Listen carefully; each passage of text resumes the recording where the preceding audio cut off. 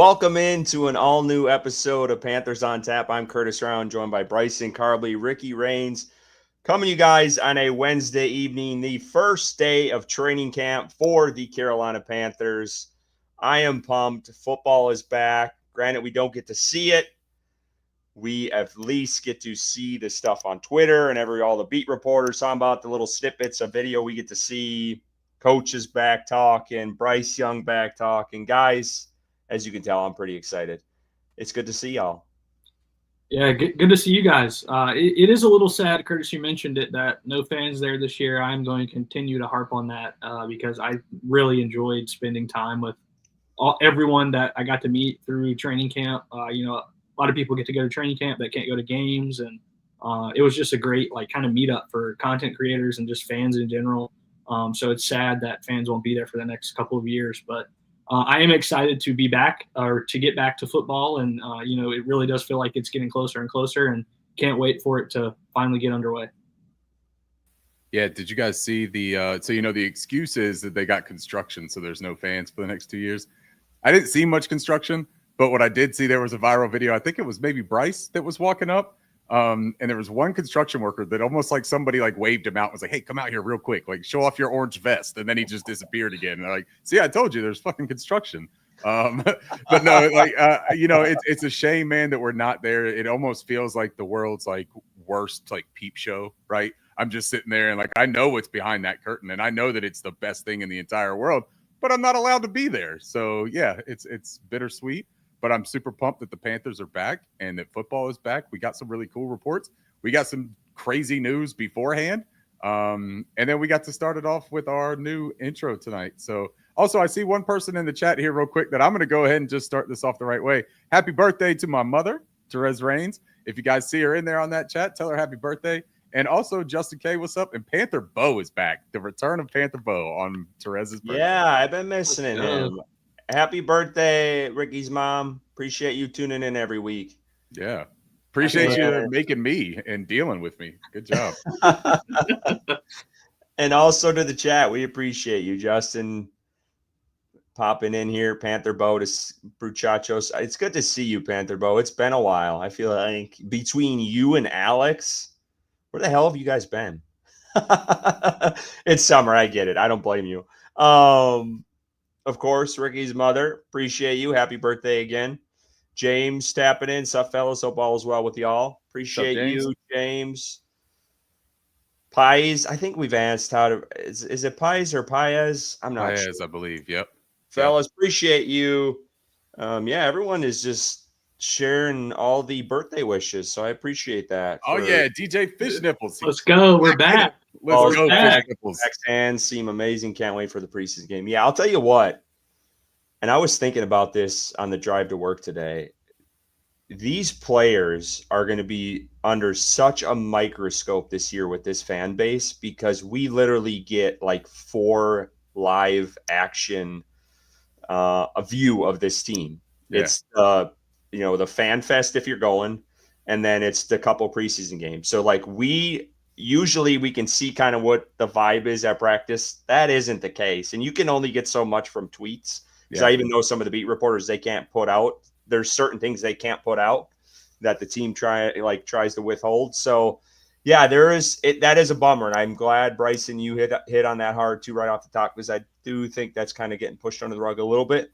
And I know they're trying to do as much as possible, all the beat writers, and I know Sheena and Vashti are doing spaces to try to keep fans engaged. Mm-hmm. I know Mike K and Charlotte Observer is doing a pod. So there's ways people are doing it. Panthers.com is doing a podcast every day. So there is stuff. It does suck, though. There's no doubt about it. But let's get into no, we got to wait. We got to talk about what we're drinking tonight. What are you drinking? I thought you were about to do it again. Didn't you do it last week? Yeah, he's forgetting. He's slipping.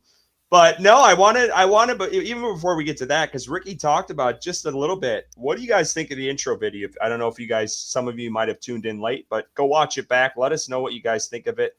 We're going with something steady from here on out, so it'll be the same every week. I just curious what your guys' thoughts are on it. Yeah. And Ricky worked hard on it, so we appreciate him for doing that. But let's get into what we're drinking tonight. And I'll start because I'm lame and I have the same thing I had last week. Goodness, for training camp? Yeah, dude, I just haven't had time. So I have Kona Big Wave with the Roaring Riot koozie. I'm just trying to finish it up. I have a couple cans left in the fridge, so that's what I went with tonight. But I know Ricky and Bryson always come out with something new and fresh, so don't let me down on this. Ricky, what do you got? All right, I'll start, and I'm going to give a shout out to Lo here, to Carlo, because he says, "Cheers, fellas! No sour monkey today. Mayomi Pinot Noir for the fancy folks." Well, hey, Lo, you and I must have been almost channeling the same wavelength, because I picked a beer today that is actually aged in Chardonnay casks. This is a Saison, and it is aged in Chardonnay casks. It's a 9.5% from Boulevard Brewery, and it's from their Smokestack series because it's got a nice smokiness coming from that cask. It's really good, man. And the crazy thing is, I'm not a big Chardonnay person. If I drink white, I'm more of a Sauv Blanc. I love reds. I'm a Cabernet Sauvignon guy. Are we talking wine here? Yeah, absolutely, man. After all the shit I've gotten on this show, we're talking wine finally? Curtis, you drink blueberry and blackberry wines. I'm talking about different varietals, okay? I'm with Lo 100%. I've got a nice little, it tastes like it has that wine, that really good grapey alcohol flavor to it. It's got a really nice flavor. And then I also have another one as I open up this Minecraft cooler from my son. Give me 1 second. That I saw at the store because it reminded me of the fact that training camp is starting today, and everyone should be very excited about the Reaper this year. So this is Burial. This is an IPA. It is 7.3%. It is called The Beloved Ceremony of Condemnation. So that sounds fucking terrifying and intimidating with the Reaper on it. So yeah, that's what I got. And then if I get to a third beer, I do have a sour peach that's called Side Peach, kind of like a side. But, yeah, you guys get it. I like that. That. Bryson, what do you got? Yeah, I'm starting with a Imperial Hazy IPA from Captain Lawrence called Jam Juice. Sorry if I can say that right. It is 8% alcohol, so a nice little starter for the evening. Pretty good. I think this brewery's out of New York or something. I just saw it at the bottle shop and was like, hey, I'll give that a shot. And then I also have a Burial Brewing beer. It is ultralight. I got it. It says on the can, so that we may be free from the weight. I think we're going to get into it. I'm a little sad with some news that came through.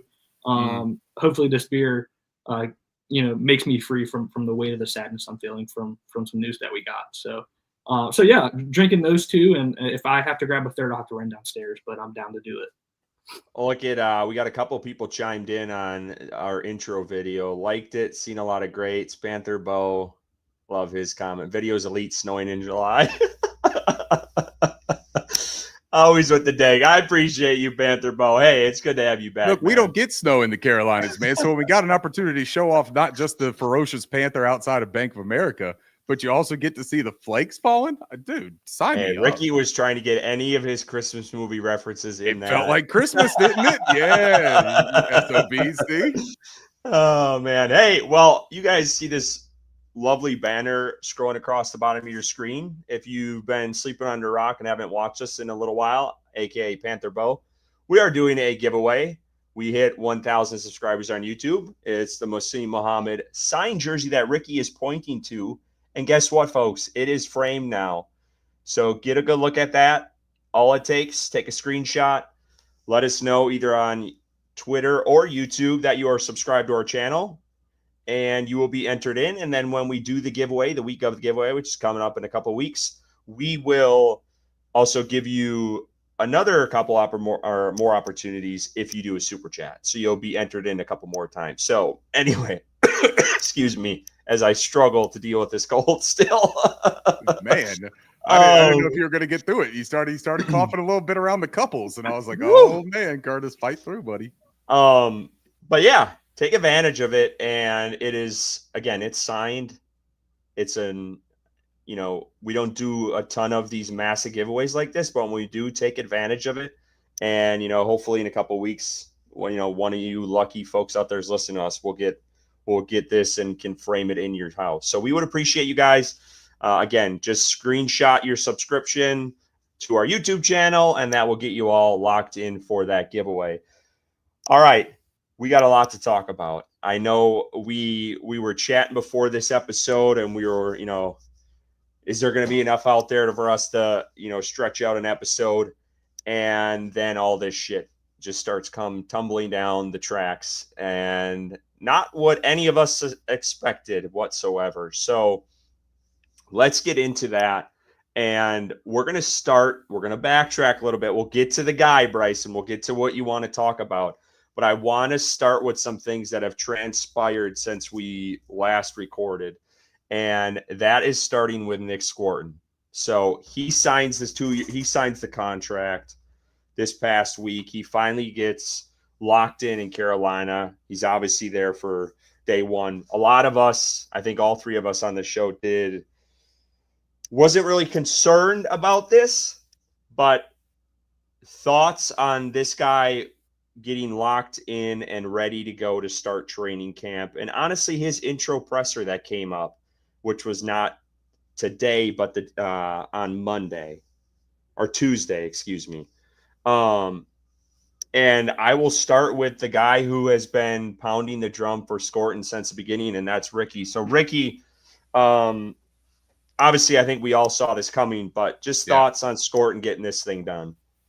Look, we talked about it last week, right? I wasn't worried about it at all. Even if he hadn't signed it, I wasn't worried about it because, as he said, since he's been in the building, he has been locked in on football, man. And that's one of the things that I love so much about this young fella. This dude eats, sleeps, breathes football. He's got his own life too. He talked about it. You mentioned the introductory press conference.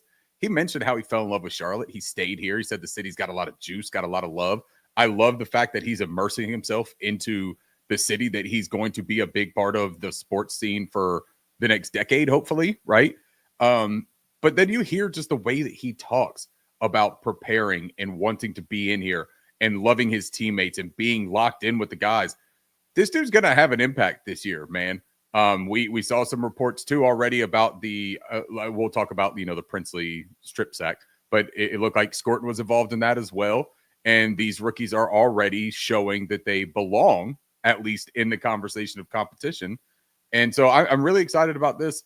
I think that it was a matter of when, not if, with Skorton. There was no issue here, man. So I'm glad it's behind us and we get to focus on football. Yeah, like we told you guys, we're not the Cincinnati Bengals. None of us were concerned about this. This was a guy that showed up for all the voluntary stuff and was involved in the building without a signed contract. So it wasn't anything that I was stressing about. I know you guys weren't either. I'm glad that they got pen to paper, made it official, but I think he was going to be here either way. And like you said, Ricky, you put it nicely. It wasn't a matter of if, it was just when.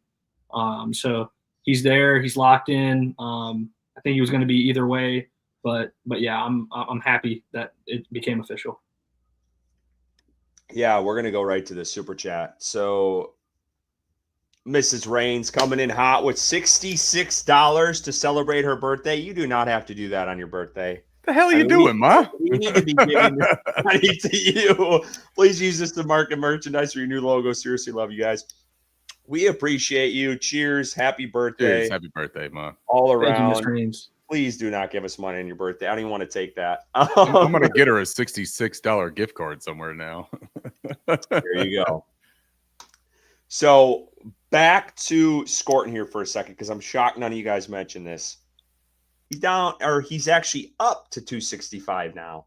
So the weight has changed. So he weighed a little bit more at Texas A&M, and he dropped weight at the combine. And now he said this is kind of the perfect weight because there was, teams out there kind of considered him a tweener with where he was at. He says this will give him, it's a perfect weight for both pass rush and run stop ability. So I'm happy where he's at. I don't know about you guys, but I think adding on weight and adding on muscle is never a bad thing for a defensive end. And where he can kind of find that happy medium, I think is a good spot for him. Because there was some, concern that he might have been a little bit too big. And then there was some concern there, obviously at the combine.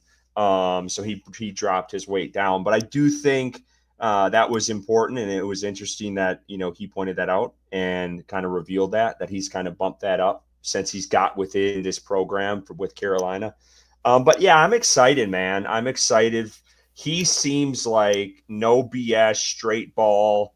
Let me just get on the field. He's not your rah-rah type of guy. He's just going to go out there and do his job on Sundays, and that's what I've gotten from him from what I've seen, and I welcome that in this room because I like that. Like he doesn't need to be flashy. Like, dude's at home. He just bought a big ass cat. He's chilling at home. He's trying to get it. He's trying to get into the vibes of the Charlotte market. I appreciated that interview he did yesterday. I really did. It kind of opened me up more of who this guy really was outside of football. I was to say, maybe he's not flashy in like a certain sense, right? But the dude's got a lot of personality, and he's got a lot of duality to that personality, right? Like, he's sitting there and he's got his grill in, and he's in all the pictures, right? He's got diamonds just shining in his teeth. And then he's on, stage, and he's getting questions asked, and he's very attentive when these reporters are talking to him. I mean, he's like respectful, looking at them in the eyes. Yes, sir. No, sir. Right. Then he talks about he's got this cat. Then he talks about he wants to play with more aggression and violence, and that the game is too sweet. Like, this dude he's dynamic, man. And when you talk about his weight, Curtis, I think we talked about this on this show one time, that we thought that his sweet spot was in that 260 to 265, 267 type of range because he's 20 years old. I don't know how many of our listeners are sub 21 years old and how many are closer to the 40-year-old like me, but your body changes completely and you start finding this like settle in weight, right? Like, and your muscle mass changes, like the way that you are built, it evolves and it grows and it develops. And he's still doing that. So the 265 that he might be right now could be a completely different 265 in 2 years. He may have more muscle. He may be leaner. We just saw Jordan Davis come show up to the Philadelphia Eagles training camp at 331, which is only 9 pounds less than what he was weighing, right, for the previous year. And the dude is svelte and he's jacked. Like, he looks like a completely different player. He looks like he did when he was in Charlotte. And so, like, there are things that when you get older, man, and you learn, like, the nutrition in the weight management program, in the weight training program, your body's going to adapt, man. I'm very happy that he seems comfortable and in tune with what he needs to do from a physical standpoint. All right. I know Bryson's been waiting for this moment, so I'm going to give it to him. The news broke yesterday. I think we were all shocked as much as anyone, but I'm trying to remember. I believe, Bryson, I saw your tweet and it just said no. I think that's what you tweeted when this came across, that Josie Jewell was released. And I'm like, oh shit, what's happening? And then I go on and I see the news. So talk to us. How are we feeling a day later? Thoughts on the move and concerns with this now thinner linebacker room? Yeah, so I'll start with my initial thought. Before reading anything, getting information as to why it happened, I was like, what in the fuck is going on? You just released the best linebacker in a linebacker room that needs help desperately. It didn't make any sense to me. I was perplexed. What happened? Is there something behind the scenes? And then you read the article that the Panthers put out shortly thereafter, and he's still having those concussion symptoms, and it seems like it was more of his choice than the Panthers' choice for him to focus on his health, let the guys behind him in the room kind of get those reps and play throughout training camp, so he can take this time away to hopefully get better. And I think even in the article they mentioned a chance to return to the team if he is able to become healthy and get over the symptoms. I will never criticize a player for prioritizing their health over playing a game, right? I love Josie Jewell on the team. I really liked him as a player. We all know that. I was a big fan of his. I liked his play style. But for someone to focus on their health and give up a game like similar to Luke Kuechly, who was at the height of his career, for them to do that, I think is it's really brave, honestly, to give up like the stardom and the continued paychecks and a lot of things that come with playing the sport and at the highest level that it's played I think I commend him for that. Of course, I'm sad that he might not be here. He probably won't be here, going into the season. But to speak on that room now as it stands, they need help. They need help. Curtis, I don't know if you could probably put on a couple pounds and suit up and get in that linebacker room, but they might be holding tryouts soon for that spot because we were talking about it last week about that room, and if one of these guys gets injured, and specifically Josie Jewell, if he has the same injury concerns they did last season, we're looking at Roseboom or Trevin Wallace or Claudin Cherylus playing significant time in that linebacking role, which is concerning. And I think this team has high hopes for Trevin Wallace. I think that's pretty clear.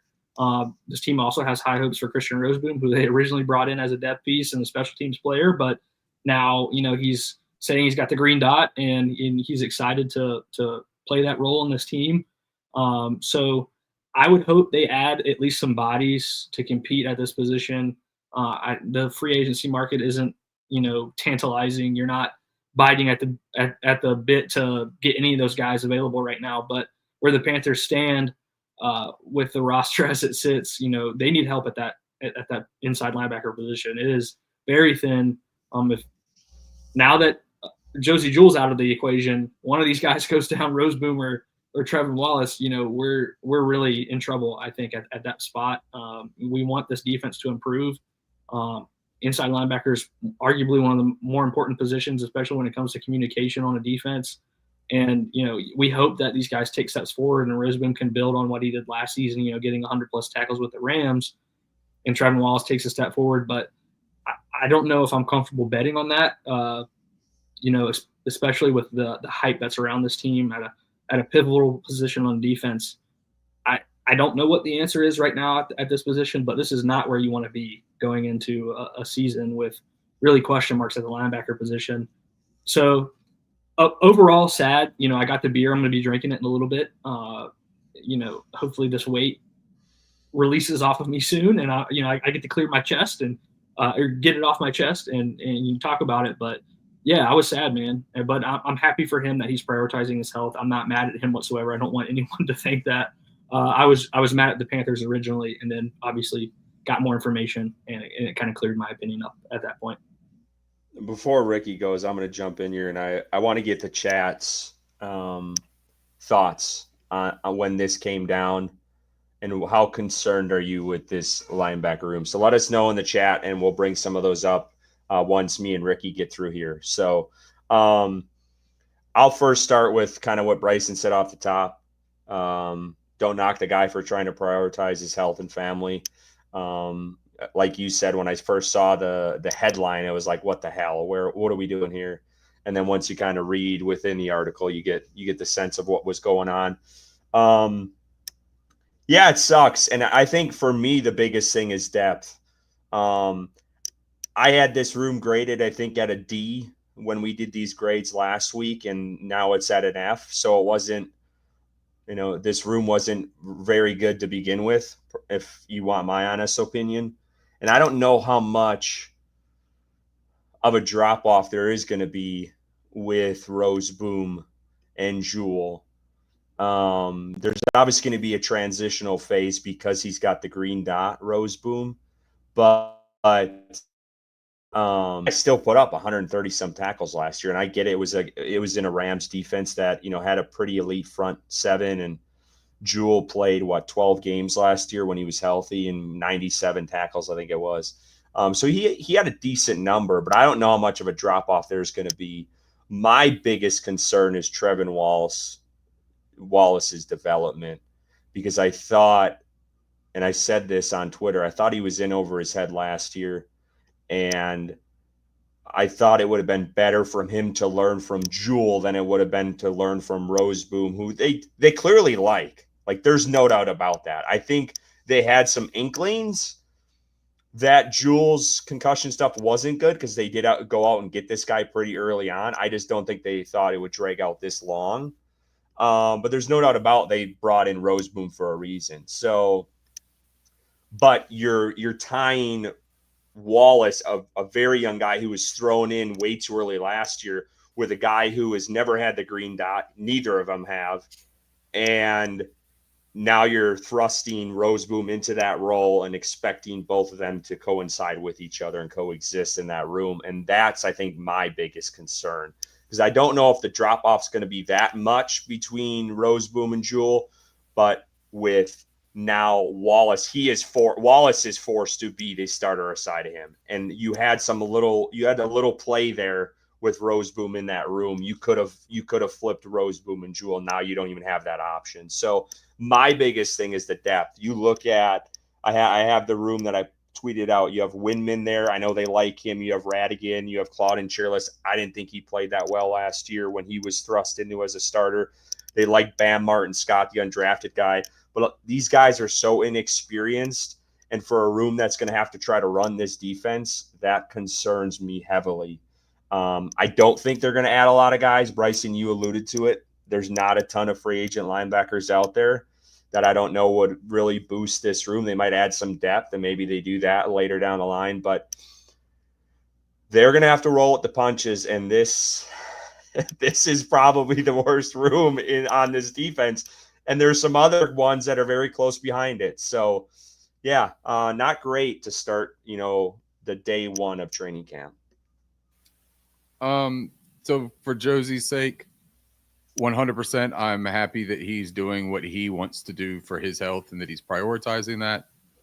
It's a shame that he's not going to play for the Carolina Panthers this year, but that's it. If the guy is having brain injury concerns and he's been in concussion protocol for this long, then he's doing what he's supposed to be doing here, in my opinion. So good for him. I hope him nothing but the best in his recovery, and hopefully he can play football again. I've got a different way of looking at this with Christian Roseboom. It's not that I think that Christian Roseboom is some juggernaut world beater, right? It's going to amplify our second level of our defense.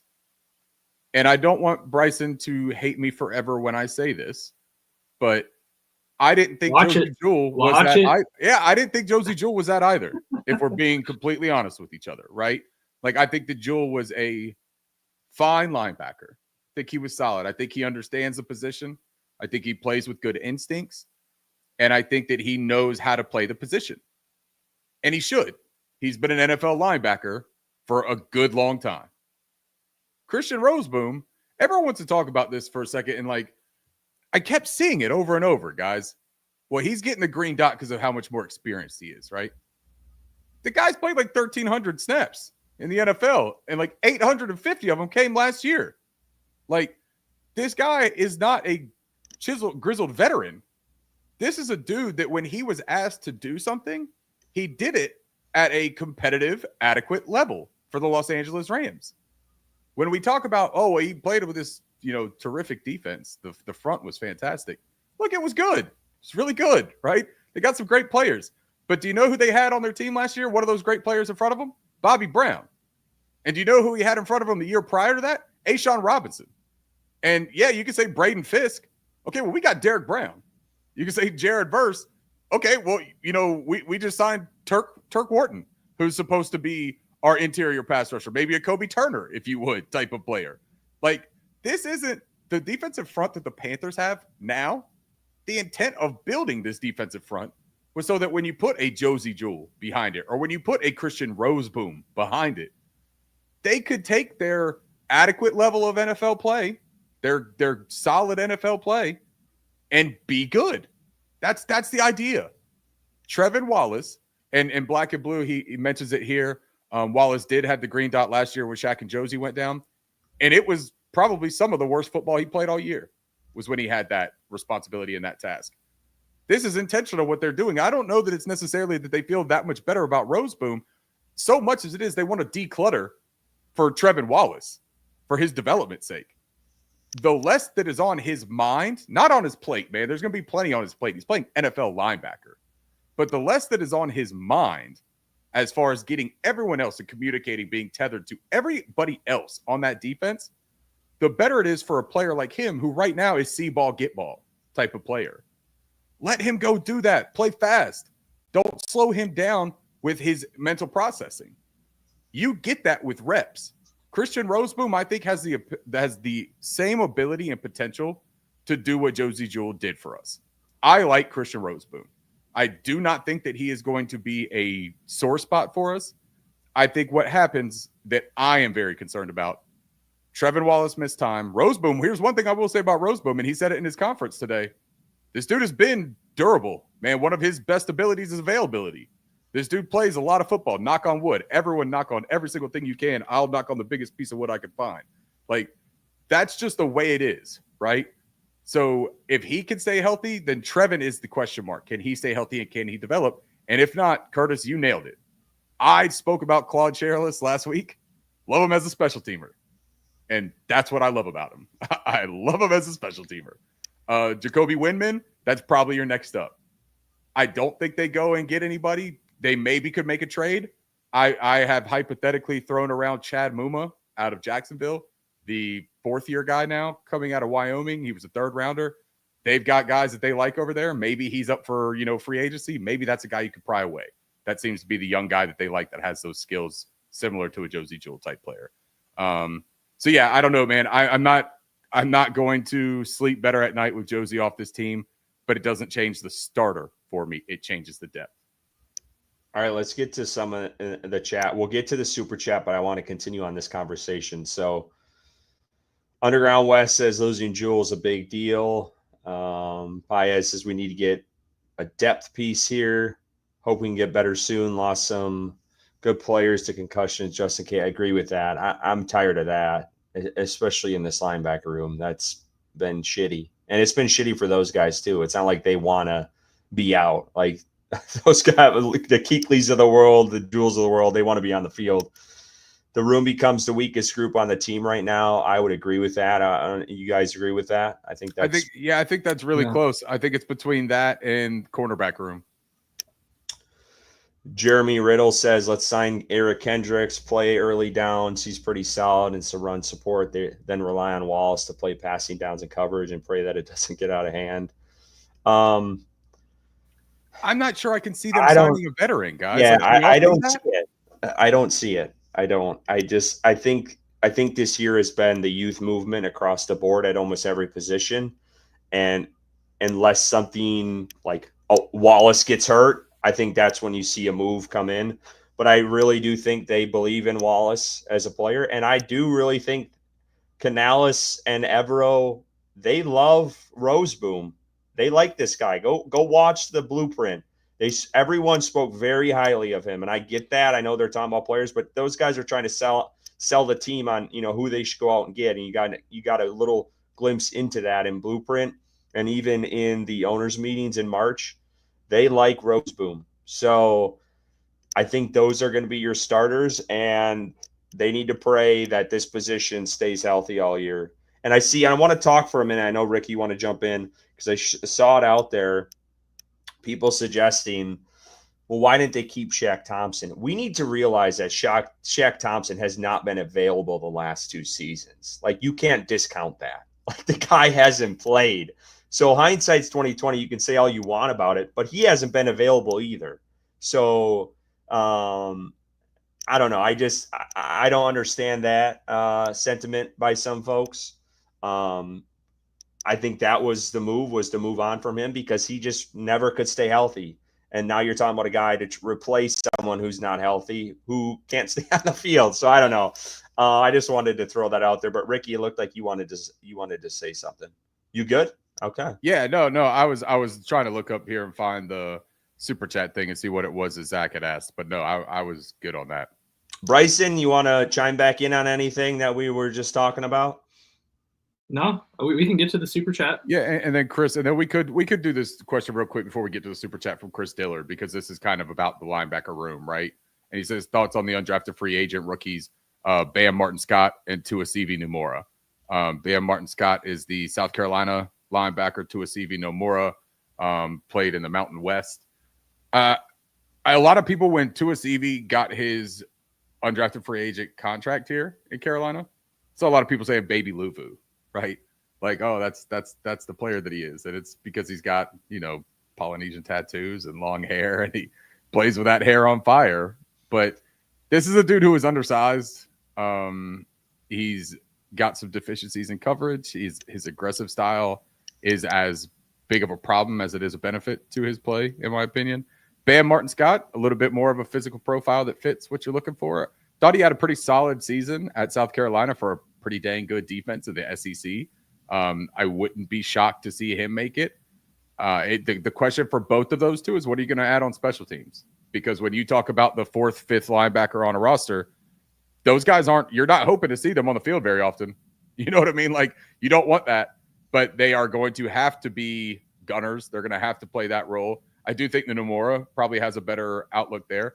If they want, and just to finish this off for me, if they want to look at a veteran or a free agent or someone that can, play platoon style with them and also play special teams and have an immediate impact there, Neville Hewitt, longtime Houston Texan, I think that he's a tremendous football player. He actually had a pretty nice year last year when he had to fill in for, 6-7 weeks.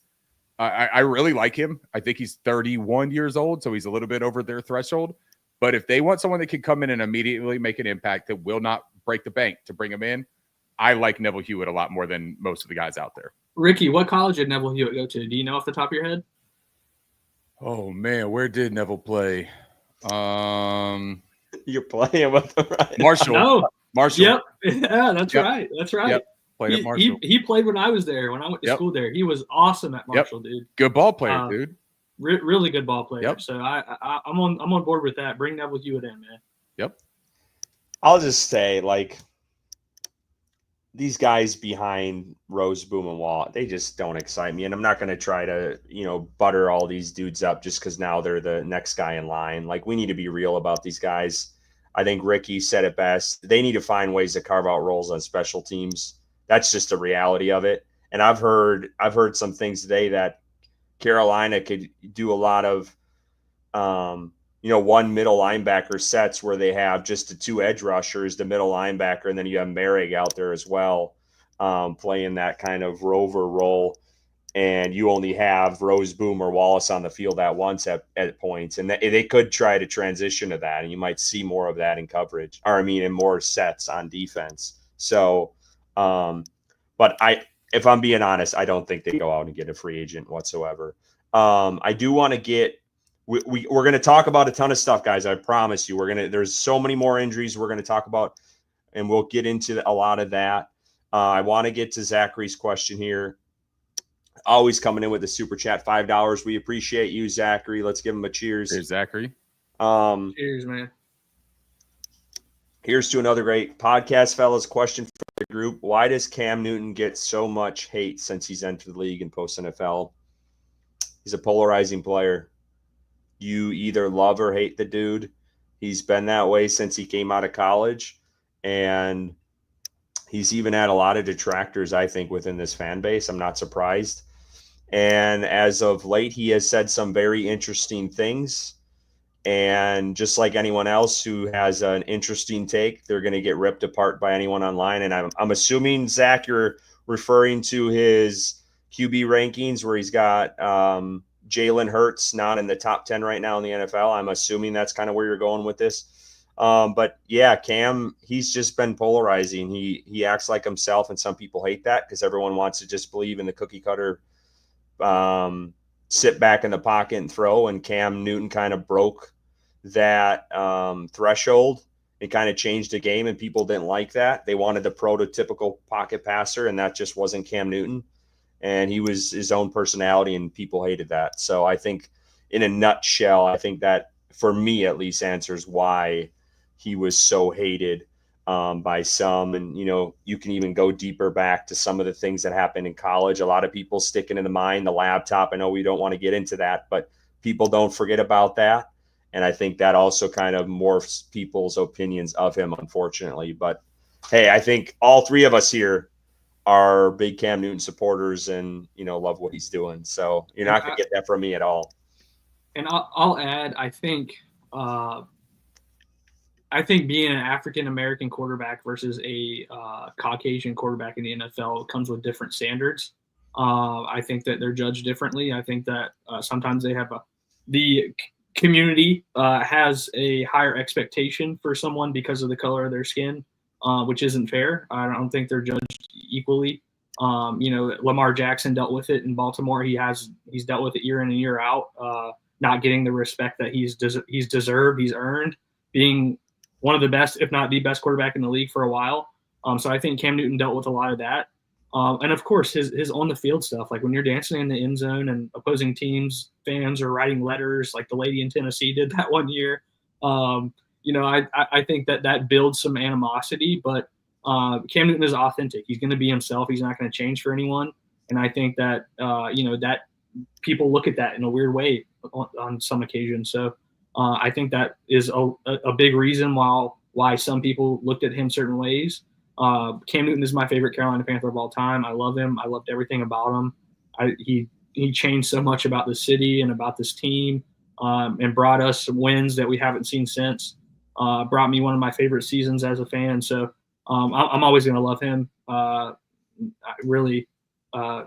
won't say no matter what he says, but for most part, if he doesn't say anything crazy, in today's world, but yeah, I think that's probably why Cam has dealt with so much hate.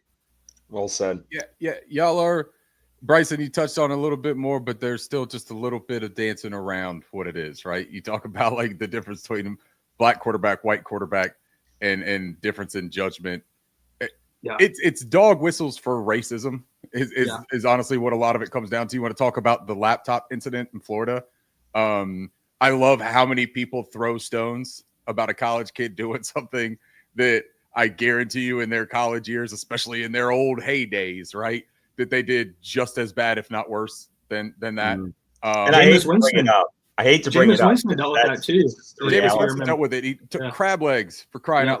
But again, and you bring up Lamar Jackson. Lamar Jackson was an outstanding college player, and the first thing that people wanted to do was play wide receiver in the NFL. Jalen Hurts gets it right now, right? Like he's getting. The other thing about Cam on the field, I'll say this: when you're really good at running the football, for some reason, people want to detract from other things that you're good at. They're like, you can't be good at everything else if you run so much. Well, shit, if you're 6'5", 255 pounds, and you can run like a 4.5 40 with great elusiveness and vision, and you can literally just run through other human beings, you should take advantage of that. Like, you should use that to your advantage. Ben Roethlisberger liked to run it a whole lot. Ben Roethlisberger raped a girl in a bathroom, and he didn't get the same mess that Cam Newton did. Amen. Because Cam Newton wears top hats with his hair through them. Like, I'm just saying, man, like, if we want to be completely honest with the answer here to Zach's question, because he posed it this way, and I want to answer it this way. He says, since he's entered the league and post-NFL.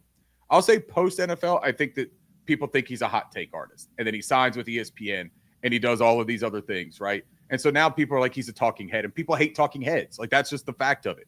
No matter how many fans one person has, they have just as many detractors and enemies. There is nobody that is in the media and in the public eye that does, podcasts, viral shows, anything like that just has blatant support. There's just nobody. That's not how this thing works. But entering in the league and in the league, he played in the Bible Belt in Carolina. You talk about his dancing and stuff on the field. Lady from, what was it? Was it Wisconsin or was it? No, it was Tennessee. She wrote the thing. Sorry, Curtis. I didn't mean to no shots on Wisconsin. Oh, yeah. I apologize. You went right to me. I apologize. Yeah. Well, I was just trying to think where would the angriest white lady be, but Tennessee was second on my list. But you got a lady in Tennessee that writes a damn letter because she didn't like the way that someone danced. Meanwhile, you got Aaron Rodgers is doing a damn discount double check insurance thing for half a decade and going across his midsection, and he doesn't talk to his parents, and he takes ayahuasca, and he thinks the vaccines make you eat aluminum foil. Like, there's all kinds of shit that other people do that are way worse than Cam Newton having a damn opinion and dancing and doing a Superman and getting in a car wreck and just walking away from it. Like, what are we talking about, dude? Cam Newton is phenomenal on the field. Love him or hate him, I don't really care off the field. He says what's on his mind. He does have logic that backs up a lot of it. It's not just like blatant, I'm going to throw shit against the wall like Stephen A. Smith, and then I'll backtrack it later, or Ryan Clark, who we just demolished today. Like, it's none of that, right? So, yeah, if you want to know why Cam Newton got so much hate entering the league, it's because he's black and people don't like black people as much for some reason. Ricky, you mentioned Aaron Rodgers and another quarterback I was thinking. I was like, damn, those Green Bay quarterbacks out there have done some pretty weird shit with Brett Wild Favre. stuff. Wild stuff. Sending pictures to massage therapists. What are we doing in Green Bay, Curtis? I'm saying, man. Yeah. Hey, when you win a shit ton of games, all that goes away. And his worst, and Brett Favre is stealing welfare. Which, again, if you want to talk about what the nation cares about, they don't care about the people that have been stolen from. They just remember that this guy threw rocket lasers. So, like, you got to give him another chance, right? Yep. I want to put this out there because I think this is funny from Panthers Bo. Cam ruined a lot of quality top hats over the years cutting out those tops. I will say this about the hat thing. For anyone who went to, and Bryson can speak to this, went to that Washington game, it was one of the coolest things to see a fan base. Everyone knows the Cam Newton attire, and to see a majority of the fan base when he came back wearing those hats it was a sight to see. It was really cool. Yeah. So as much as people want to hate on that, it was definitely a staple of, his entire career. And it was cool to see the support of that at Bank of America. Joko brings up the comment that he made about not trading his MVP for a Super Bowl ring.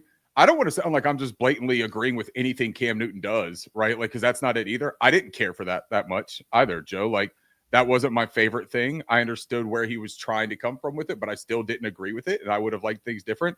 But when we criticize Cam for a lot of the stuff too, like with the dancing and like, oh, well, he wanted his MVP instead of the Super Bowl. How many times have you heard teammates talk poorly about Cam Newton, though?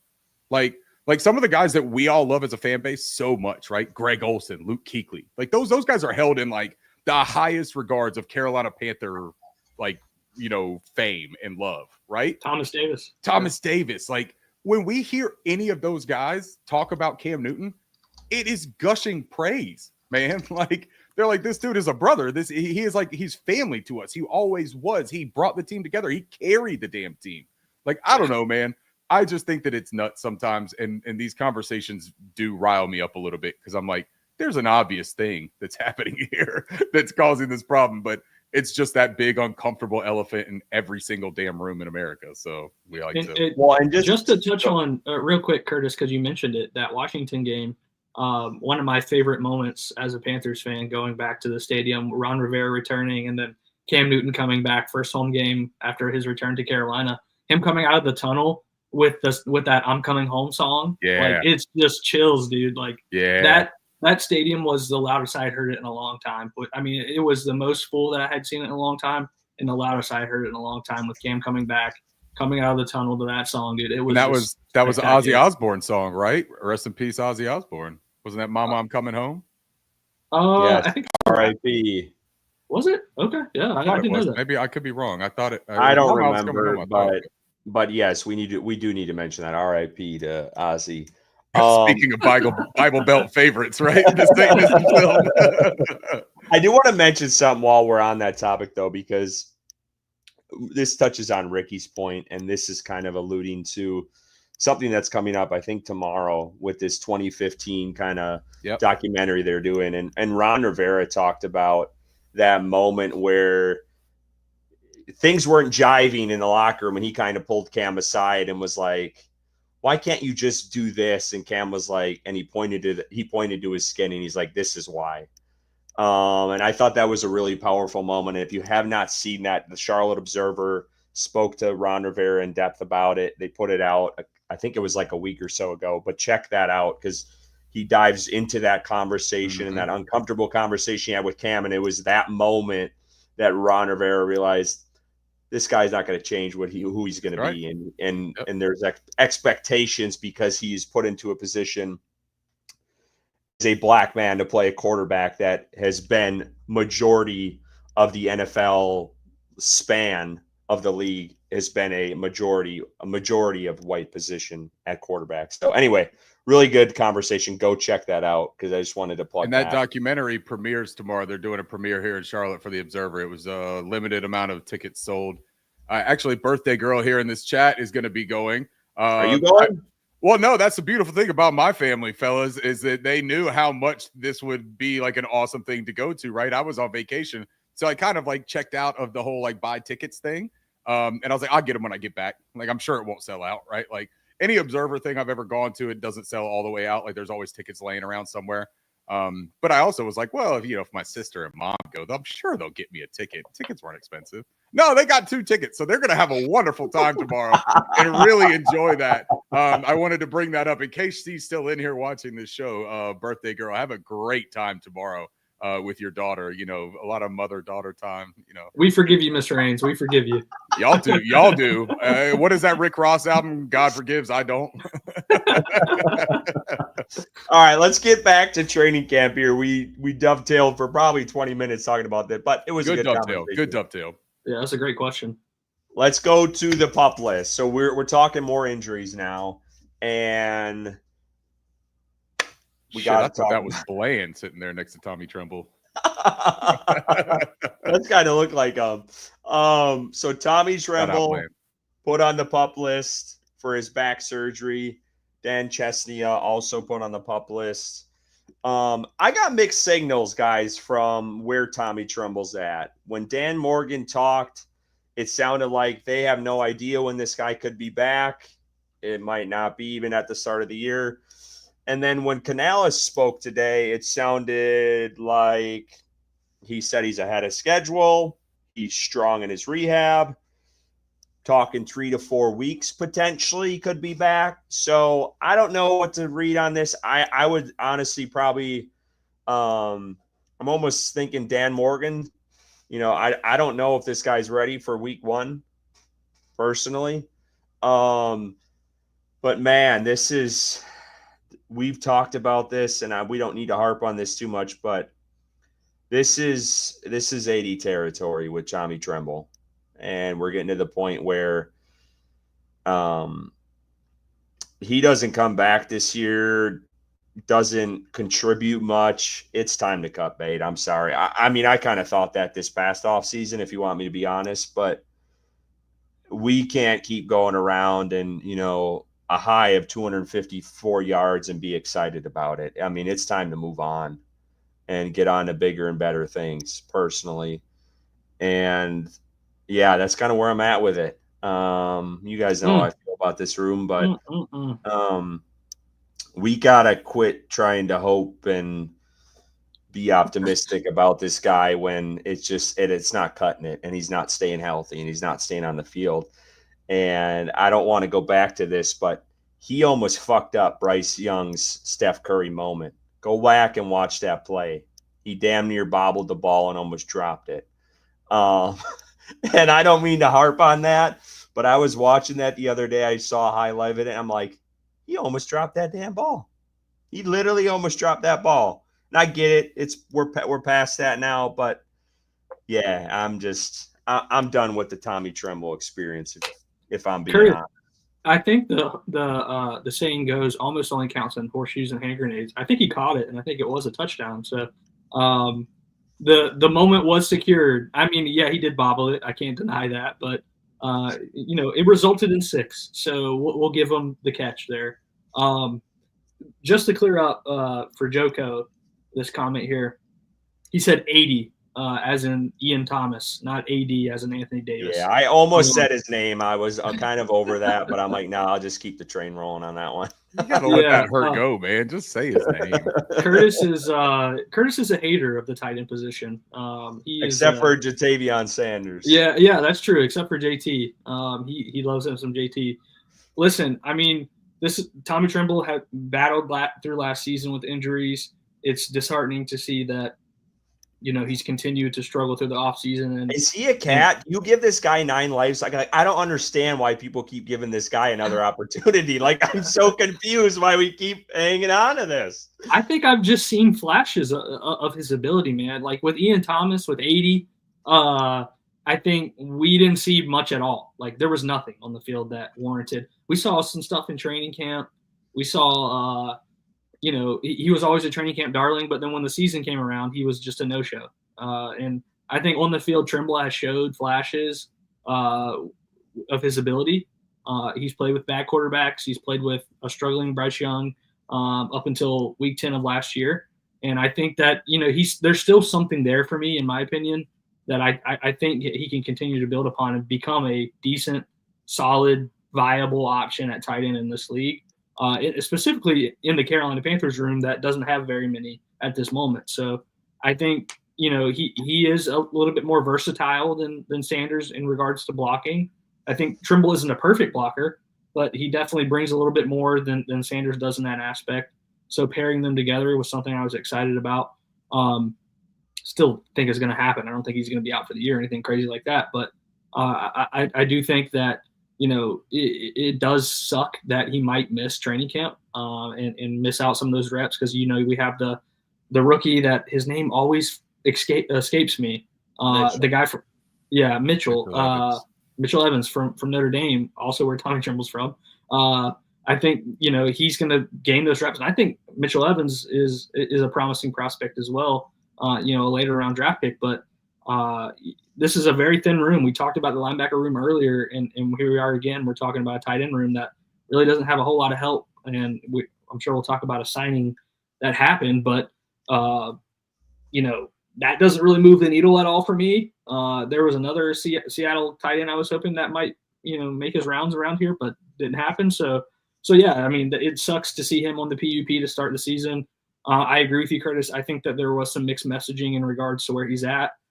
In my opinion, if I had to pick which way I would lean on who has the most up-to-date information, I would go with the head coach over the GM. I think there's probably more communication between a player and head coach than there is a player and GM. So maybe it's just because I want to believe the best news possible. But also I think that there is a legitimate kind of gripe or, area of belief there that players communicating more with the head coach than the general manager. So, Ricky, do you think there was mixed messaging there? Did you hear that part? I'm curious what your take is. Maybe I'm just overblowing it, but mixed messaging on what was it? Tremble and his status, because Dan Morgan said one thing, Canales said another. Yeah, I think that what Canales did is your classic coach speak. And if you listen to him, man, it was a little bit of word salad, right? It's almost like, yeah, his name might have been in the files. I don't know, but why is that important type of thing? And like, we're not going to, never mind. Oh, sorry. We were talking about something different. What it would seem like to me, what it seemed like to me is that when he talked about Tommy Tremble, Canales didn't want to put his foot in his mouth and make any kind of, hey, here's the timeline, right? Dan was a little bit more vague, but Canales literally started giving out numbers. He started being like 2-3 weeks, like Sam and Bobby are in the 2-week range, like they should be here sooner than enough. And then he started talking about Tommy again, and he almost realized, he was like, shit, I hope that I'm not making other people think that those numbers go with Tommy as well. So he was like, and I don't know if it's 2, 3, 4 weeks. He's like, we don't know. We just know that he's progressing, and he may even be ahead of schedule. I don't want to say that, right? Like, he literally, everything that he said, he put an asterisk in. He put a verbal asterisk on every single thing that he said about Tommy Tremble. He said he might be ahead of schedule. I don't want to say that he is. Well, then why'd you say it, Dave? Like, Dave is excited, man. Dave wants him to come back. They clearly like Tommy Tremble. I want to talk about this. Yeah, they signed him to a 2-year deal after a 2-year deal. I want to talk about this, where Black and Blue says Mitchell Evans may make Tommy expendable. So I want to, and then Underground West, I like Evans. I think he could be decent, right? And then Joko says his production isn't worth the troubles. Let me bring up a point here, and I think that this is something that gets lost a lot because we love talking about, and you brought up training camp darlings, right? How many times did we get hit with that same okey doke, man? Right? Like, hey, look up here, look at what I'm doing. But down here, they're just nothing in the regular season, right? When it's Sundays and they're putting everything on and they're playing against people that want to stop them, they're different football players, right? Here's the thing. If Mitchell Evans can make Tommy expendable, then he just has to do it. Because so many times we draft other players or we sign free agents. You're like, man, that might finally be the guy that gets Ian Thomas out of here. Like, we might finally see the last of Ian Thomas because now we've got Tommy Tremble, right? Don't you remember all those conversations? Hey, Ian Thomas, go get out of here because Tommy Tremble's taking a step. Well, guess what happened in reality, fellas? Never happened. Tommy Tremble didn't take the step. And so when we keep having this same conversation, what's the definition of insanity, right? But it's not just the conversation that's happening over and over. It's not finding a better player from the front office, from the evaluators, from the coaching staff. That's the job now. And we all want JT Sanders to be it. We all want Mitchell I Evans. want to jump in here because Okay. what I don't get is there's so much excitement. I don't even know if that's the right word around, Tommy Tremble can make the next step. But there is not many people besides me and a few others on Twitter talking about JT Sanders, who put up the most yards ever from a fucking tight end in this room since Greg Olsen. And no one wants to talk about it. And this guy was decapitated basically in that Chiefs game. And it changed the whole trajectory of his season after that. But no one wants to talk about the excitement around him but me and a few others. Like, I don't understand that because this guy has had the best season as a tight end as a rookie that we have seen since Greg Olsen. But we want to discount that? Like, that doesn't add up to me. It doesn't make sense. Are people discounting it, Curtis? Or are they not? What was the number, by the way? The most yards from a tight end? 350 something, maybe. I don't know. Hard pause right there. Just real quick. Hard pause right there, right? 300 something yards. Even if it is the most since Greg Olsen, that's because we've never had anybody cross the 400 receiving yard threshold for the tight end position. And I get it. He missed some games. I get it. He was a rookie. All of that stuff. I get all of it. And I also think that actually Jatavian Sanders has gotten a lot of love this offseason, to be honest, at least from what I've seen. And this offseason. But I'm talking about fans. I'm talking about fans. I'm not talking about the coaches speaking highly because he lost weight. I'm talking about fans. I think that JT had a handful of really notable, memorable plays last season. There was 3 or 4 that really stood out to me. And there was also 3 or 4 that looked like he was limited very much athletically and struggled to haul in a play or struggled to catch up to a ball. His blocking was every bit of what it was branded to be, in my opinion, when he was coming out of college. He's not a blocker. I mean, that's he's not a blocker. Reality of it. This guy's a pass-catching tight end. But if he's a pass-catching tight end, I need more than 300 yards, and I need you to stay healthy. So that's where it comes down to is, yes, I think JT Sanders has the ability to be very good, and he's cut some weight. He looked more athletic. He's still a little bit high cut of an athlete, man. Like, I'm just going to say it. That was part of my scouting report on JT Sanders when everyone said, like, oh, this dude is so dynamic. Dude, he's pretty high cut. He's not like – he doesn't turn on a dime. He doesn't do a whole lot of, impressive athletic stuff. You get him in a straight line, he's a seam worker. He works the seams terrifically. He's got a great catch radius, and he's got strong hands. The yak portion that you see a lot of tight ends, it's not his calling card. Now, it might be more proficient, though, now that he's gotten in better shape because he looked better, man. I saw some of those clips, and I know they're training camp clips, and I'm sitting here trying to warn everybody not to fall victim again. But I saw some of those clips, dude. This dude is running differently than I've seen him run. He looks sharper. He looks quicker. He looks more nimble. He still doesn't have incredible agility and start-stop ability. It still just isn't there, and I don't know that it ever will be because he doesn't sink his hips very well. He's just not a super athlete. But he's also 6'4", 250 pounds. He doesn't have to be. Like, he's got a way to be. Everyone wants Noah Fant to come in. I would love Noah Fant. This is something that we have to talk about when we talk about these tight end things. Mm-hmm. Why can we sit here and say, why isn't more people gung-ho about JT Sanders? He had 345 yards or whatever last year. Well, Noah Fant ain't never had less than that in an NFL season. And he's been playing for 7 years. Like, why don't we take a chance and bring that guy in and have competition for JT instead of saying, hey, I hope JT outplays Tommy Tremble and rookie Mitchell Evans this year. Yeah. Like, that's how you raise the floor. I don't understand the reasoning for that. I don't understand why they brought another Seattle tight end in that wasn't named Noah Fant. Like, that doesn't add up to me. I don't get it. I don't know. Sometimes their philosophy just doesn't make sense to me. When you have a guy that you've had connections with, you've coached with, who is statistically shown up year after year, and you don't want to, roll the dice on. I don't know. Like, I don't get the philosophy behind that sometimes. Mike McDonald, I don't know if you guys saw the comment from Mike McDonald today when he was asked in a presser about Noah Fant, but they were asking if, like, why now? Why cut Noah now? And Mike said that there were a few different reasons that he didn't want to get into right now. So I don't know if there was something behind the scenes that happened with Noah Fant that maybe Dave Canales is privy to or not privy to, or Dan Morgan is. That's interesting. But Mike was very secretive kind of with like, yeah, I'm not going to tell you guys right now, but there were multiple reasons. And then Noah went and met with the Bengals. So we'll see if he meets. Let's see if he meets with another team after that, or do the Bengals kind of get whiff of something that maybe is in the pipeline and they start telling other people. Real quick, Black and Blue said that Dan was the one who said Tommy was ahead of Tremble. Am I tripping? Didn't Dave Canales said the same thing today? Didn't he say that he was progressing well and doing better than he did? Yeah, he's the one. Okay. I don't remember when Dan said that, but yeah, I don't remember Dan saying that, but I definitely remember Dave saying that. Okay. Just want to make sure I'm not spreading misinformation, here on Fox News.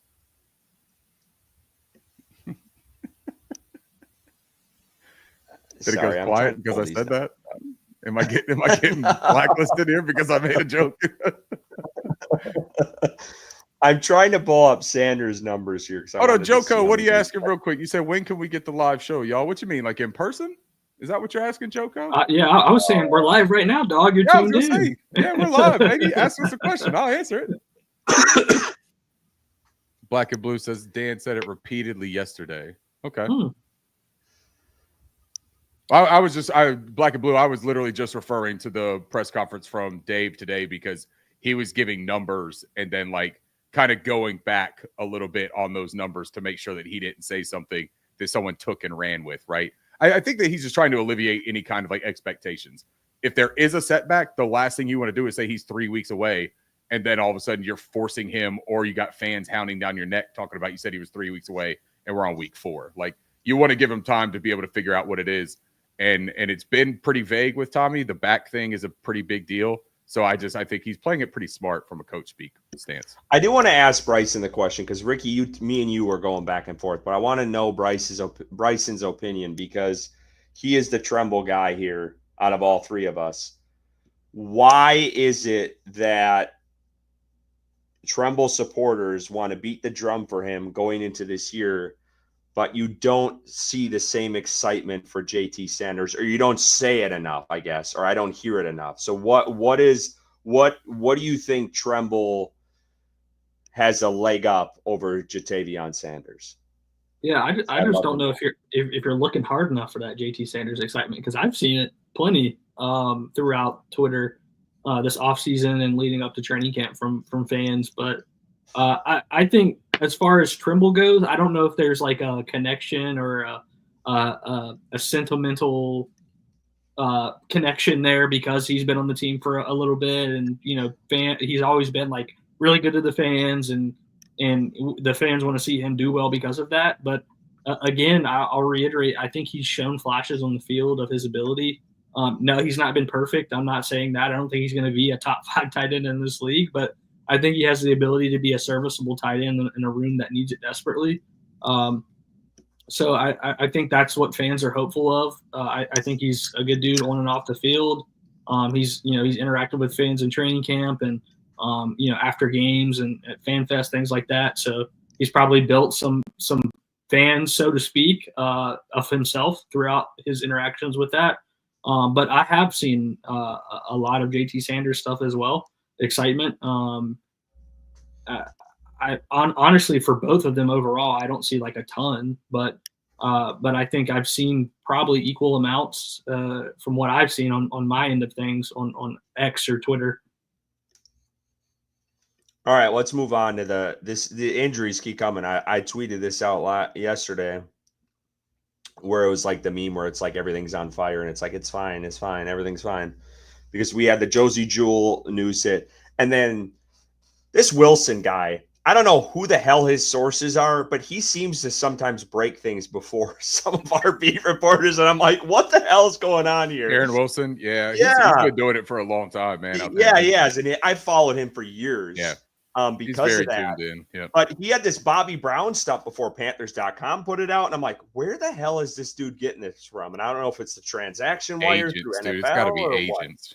What. But anyway, Bobby Brown is injured. And it's not something I expected. It sounds like both of these guys are hamstring injuries. And like Ricky had talked about, Dave Canales was talking about numbers. It sounds like these are less severe, maybe 1 to 2 weeks type of thing. But this sucks because you're talking about an entirely like a major facelift for this defensive line, and it would be nice to get some of these guys working together early on. And now we have to revert back to like kind of the ex-girlfriend of the group if we want to go that route. Like you got to go back to Shy Tuttle running the ship in the middle, and Crumity, and even Cam Jackson getting some reps now, probably a little bit more. So I guess that is maybe, if you want to look at any silver lining in this, is maybe Crumity and Jackson, the rookie, getting some more reps at these spots. But I would love to see Bobby Brown out there with this first unit early on, because these guys got to build chemistry. I understand it. I mean, I get it. It's maybe not that big of a deal, but I'm always a proponent of, I like to see these guys together as much as possible, especially what we saw at the start of last year. No doubt. No doubt. I mean, Black and Blue says here, reporter saw Bobby Brown running. Dave talked about it. Dave Canales said that he saw him running over on the side and said that he's already at that stage. So like they're not, I thought it was interesting that it was a non-football injury, that they got him on the NFI list, like that. That was kind of interesting to me, because like, where did he hurt his hamstring? Right? Like it's not, maybe it's because he can come off of it at any point. A little bit different rules than the PUP list. But yeah, Bobby, it sounds like Bobby's not a huge deal. They seem to think that this is just like a smart way to manage that. I don't know. I'm with you though, Curtis. I always feel a little bit of trepidation when a guy who is 6'4", 335 pounds, massive, when he starts having some soft tissue issues, that always gives me a little bit of pause, because the ramp up, getting back into it, like it is difficult, man, on the lower extremities as a soft tissue. But Bobby Brown has also been fairly durable. I don't think that this is also just a smart thing, man. It's the first week of training camp. If he comes off in 6 days, this will be an absolute non-story. It will have zero effect on the season. It will have zero effect on the rest of training camp. But I'm with you, man. Like it's tough to get all of this news. It was tough to get the Josie Jewell news and then follow it up with the Bobby Brown news. Like it was just a lot, man. And that's because we've been living in this wonderful 17-0 land. Remember when I talked about that? I'm not going to get into the pessimism and all this other shit, because the world will do it for me. But we need to also be like, it can't be sunshine and roses all the time. Like we need to be real. It can be when the sun is shining, Curtis. When there is sunshine and roses, it should be sunshine and roses. Lean into it. But like the world is going to cut your rose bush. The sunshine is going to turn to storms. Like it's summer in North Carolina. That's the kind of shit that happens. But I'm not overly concerned about it. I feel better about Bobby than I do a guy like Tommy with the vagueness. They seem to feel better about it. Just get better, Bobby, because you're the guy that I've been really yapping about here. And I need a win, man. I need a win, Bobby. So just do it for me, dude. Bob. We all need a fucking win here. All of us. Anytime it's a hamstring injury, it does kind of make me pump my brakes a little bit. And, they can say it's not serious, but we've seen as Panthers fans, these injuries linger on longer than we had originally thought.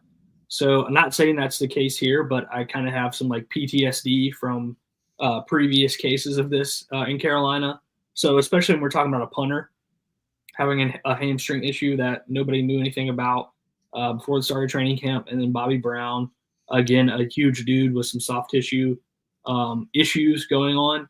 I think, they can tell me it's not serious. They can tell me it's 1 to 2 weeks, but until they step back on the field, I'm kind of like, okay, let's hope for the best. Let's hope it's 1 to 2 weeks, but I'm not holding my breath because, we've seen this story time and time again here in Carolina. So it was concerning to me. I'm not like, hitting the panic button yet as of right now, but I would like kind of take what they say in regards to it not being serious with a grain of salt at this point, and let's see how it plays out. I'm going to get to our super chat here, and then we're going to talk about one more injury, and then we're going to actually get into the practice and some takeaways from there of the limited info we have. But Joko, appreciate you. Hit that like. Oh yeah, hit that like. Damn, y'all, it's free. $1.99. Hey, shout out Joe. Been very active tonight and advocating for hitting a like, and now you got the super chat. All right. Let's go, Joe. And You look, don't know Joe Joe. was the one. Joe was also the one that asked about the live, and she said when y'all were doing the live show, or they said when y'all were doing the live show. I keep saying she. I apologize. I don't think that you're a girl. Maybe you are. I don't know. But they did say, yeah, live in person. Hey, look. So here's the thing about that, right? We're in different cities. You guys would have to pick, and I would love to hear the fans kind of pick on this one, right? Where do you want the live? You want it in Charlotte, like before a Panthers game? We could do like a pregame thing one day, want live maybe. In the Triad, so I don't got to or go live in the Triad if you want to do. Just kidding. Yeah, you Or want the us triangle. yeah, do the triangle. Like, is it you want to meet at what is it? Who does the Surfer Cloud or Cloud Surfer IPA Trophy Brewery? We can meet at Trophy and have some beers, or we could come down here to Charlotte. I've got plenty of places that I'm sure would love to have a rambunctious group out there talking Panthers ball. Look at Panther Bo getting in here. That's Panther Joe. I love it. I love it. Let's do that. But no, Joko, we appreciate you amplifying that up too. Hit the like button. They're right. It's free. Just hit the like button. It helps us with the algorithm. It lets us do better shows. The $1.99 also helps us do better shows. It allows me to buy cool frames and stuff like this so that we can give away jerseys, you know? I do want to touch on a comment earlier just quickly. Black and Blue said, just report Amari Barner on an injury list. I'm over this guy too. This is a rule holdover. Let's move on. I'm sorry. Yeah. I'm just going to chime in on that. We don't need to get into it, guys. It's Barno. Let's move on. There's one injury I didn't get to make the graphic of because it happened today. So you get to see our beautiful faces again here a little bit more. Apologize about that. And it's a guy that I had some high expectations on this year, and that's DJ Wanham. Dude's dealing with some more injuries. Canales spoke very broadly today about it. I think he said like he's dealing with some things. I think he called it like things, so like maybe multiple, which isn't great. This is a guy, whether you look at the rookies or not, and thank God they drafted several of them at that position, but they want him to take a heavy load this year, it seems like, between him and Pat Jones. And pause. You're not getting this going again, are you, Curtis? God dang it. I know. Man. The minute I said it, I'm like, oh, man. If you start thrusting, we're done. We're wrapping this thing up. Oh, my God. But Wanna, man. There is some rumblings in the streets that this could be a lot worse than it is. So I know, Ricky, you've been privy to that a little bit too. What's your temperature gauge on this of Wanham and his injuries? I can't remember if I said it on this show or if I've said it somewhere else. I'm pretty sure I've said it on this one. I've been nervous about it. From the very first time that they spoke about Wanham, I was nervous. I didn't like it. They mentioned they were like something flared up and there's no firm timetable type of thing. And now all of a sudden when he says, yeah, working through a couple things, we'll figure that out. That's not great for me. And now we know the very serious situation that DJ Wanham dealt with last season. And you know, this was a weird moment for fans last season when all of that kind of came to light, because there was a lot of like, let's just say shit talk, right? Like badgering of DJ Wanham because we signed him to be this new pass rusher on a team that was desperate for a pass rusher. And he was a South Carolina guy. There was a lot of momentum about really getting behind him. Then he missed the first half of the season. And there was no real explanation for a lot of it. It was just injured, right? And it kind of kept going on. Then you find out the guy was fighting for his life, man.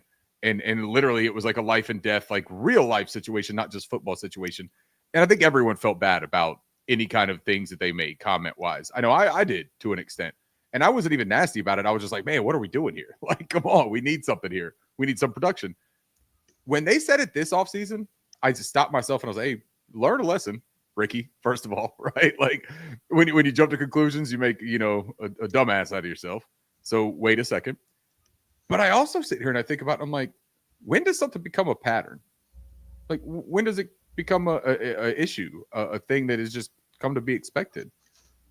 I'm hoping that this can all be resolved by week 1. But this guy didn't have a lot of time last offseason with the Carolina Panthers program. He had 8 weeks with the team in the season. I don't know how long he's been dealing with this offseason, but I do know that it doesn't look good for right now. This guy's coming into a second season, and he's kind of like in his first season. That doesn't give me the warm and fuzzies, boys. Like, I want more. And this is why I said last week, Pat Jones is who I expect to lead this team in pressures and quarterback hits and sacks and all of that, because I believe that Pat Jones will play more football than DJ Wonnum will. So, yeah, that's it. Yeah, I mean, this is frustrating, I think, as a fan perspective. Obviously, we don't know the in-depth perspective of what he's going through. We saw what happened last season. I saw that comment. I laughed. I'm sorry. Yeah. The seriousness of the injury last season, what he was dealing with, is it continued from that into this season? I don't want to place a judgment on that and say, it's the off season. What's this man been doing? Like, if he's dealing with something similar to what it was last year, then I think that there is an area of concern, not only in a football perspective, but in a just life perspective. Similarly what we were talking about with Josie Jewell earlier. But I think, man, this defense is everybody needs to be healthy if possible. That we have currently signed to the roster to be in starting positions, because we are looking down a path towards the end of what we had last season. And unfortunately, we all know what happened. It was a terrible defense, quite literally the worst in NFL history. Injuries happen, to every team in the NFL. It's not just the Carolina Panthers dealing with this stuff right now, right? But this is concerning, because I think specifically for the Carolina Panthers, there isn't a whole lot of depth across the board on this defense, right? And we talk about maybe defensive tackle, defensive line, maybe having a little bit more depth than these other areas, but they drafted, 2 rookies in Princely and Nick Scorton to, be those edge defenders behind these guys. But, is this another Trevin Wallace situation where he's thrust into where they are thrust into a situation where they're not ready? And twice. Yeah, and we see. And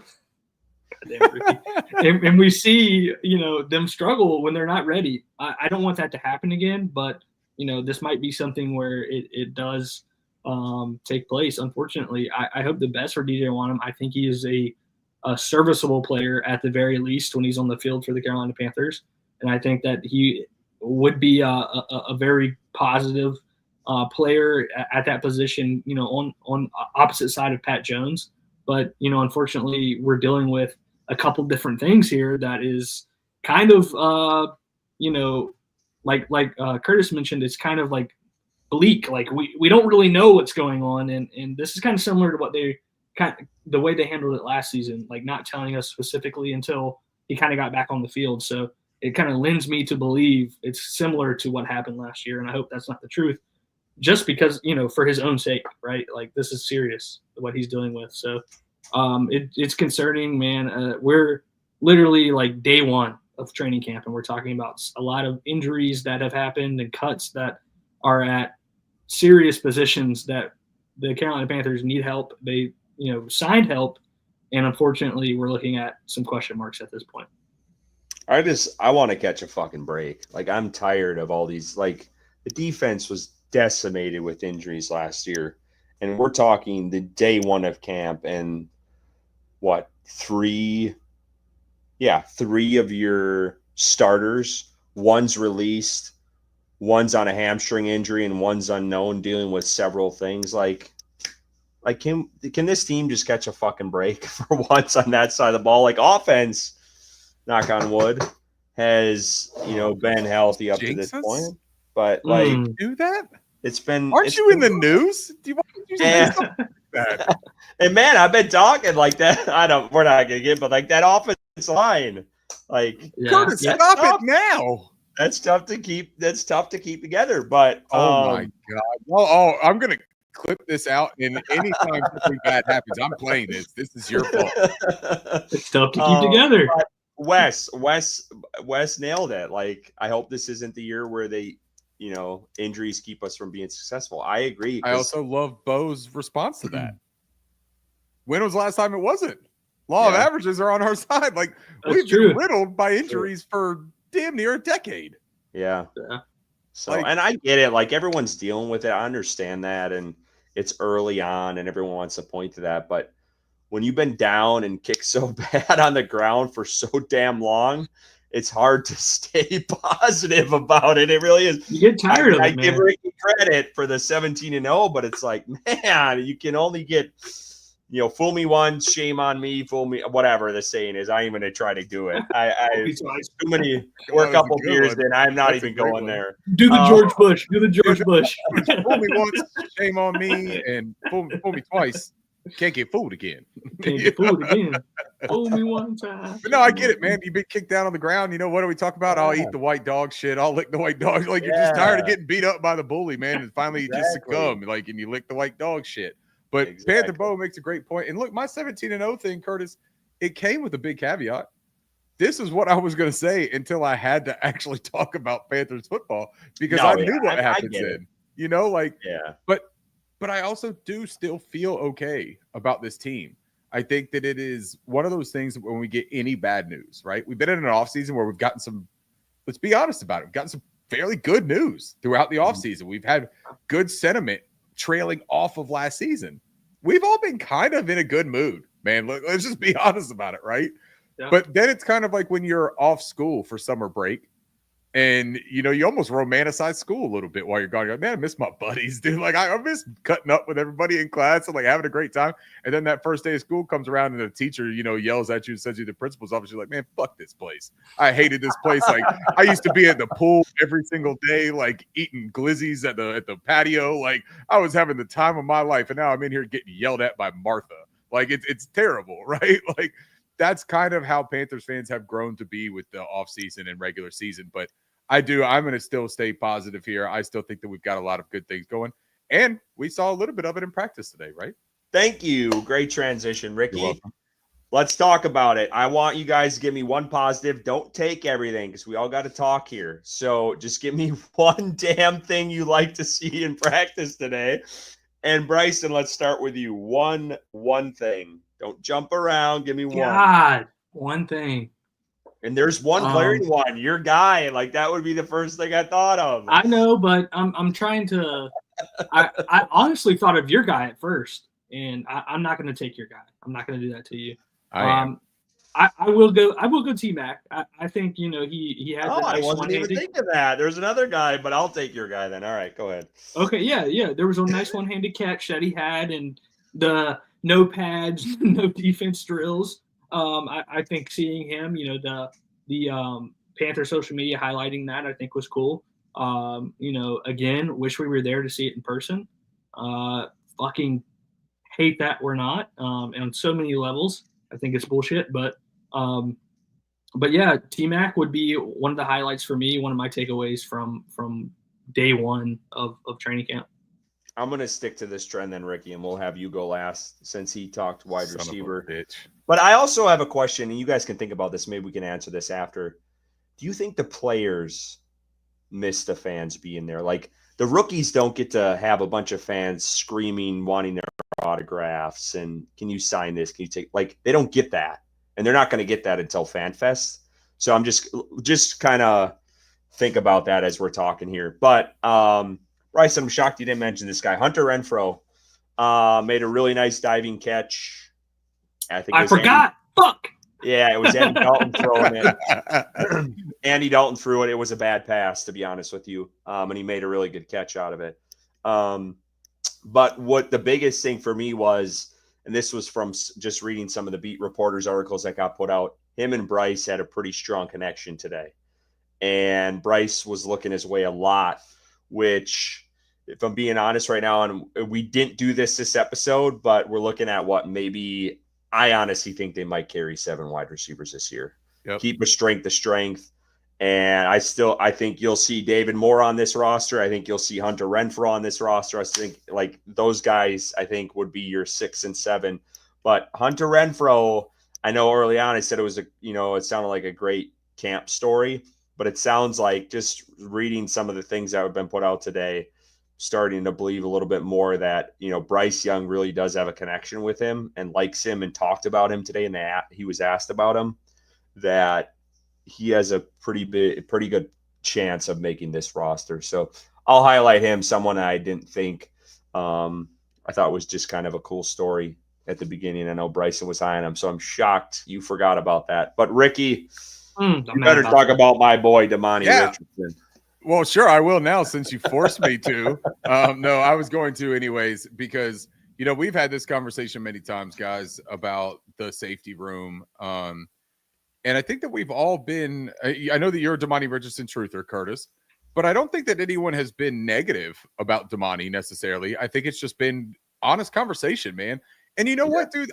Before I get into this, can I preface that a little bit? When we talk about players on this team, even the best players on the team, I've got worries about every single player. I have concerns about every single player, dude. Like, it's not the end of the world if somebody has a concern about a player. If I don't love the player and think that they're the greatest player at that position in the NFL, it also doesn't mean that I hate them. Like, you know what I'm saying? Damani Richardson is an undrafted free agent. He was a rookie who started, 3-4 games last season? I didn't even see enough ball from him to hate him. Like, that's just the honest to God truth. I hope that he comes out and balls. And guess what he did today, fellas? He balled. By all accounts, he balled. He had the interception on Bryce Young on a deep pass. Was it to Coker? Is that what I saw? It was to Renfro, and it was overthrown. Overthrown. And then Bryce came back and he hit Xavier Legette on a crosser.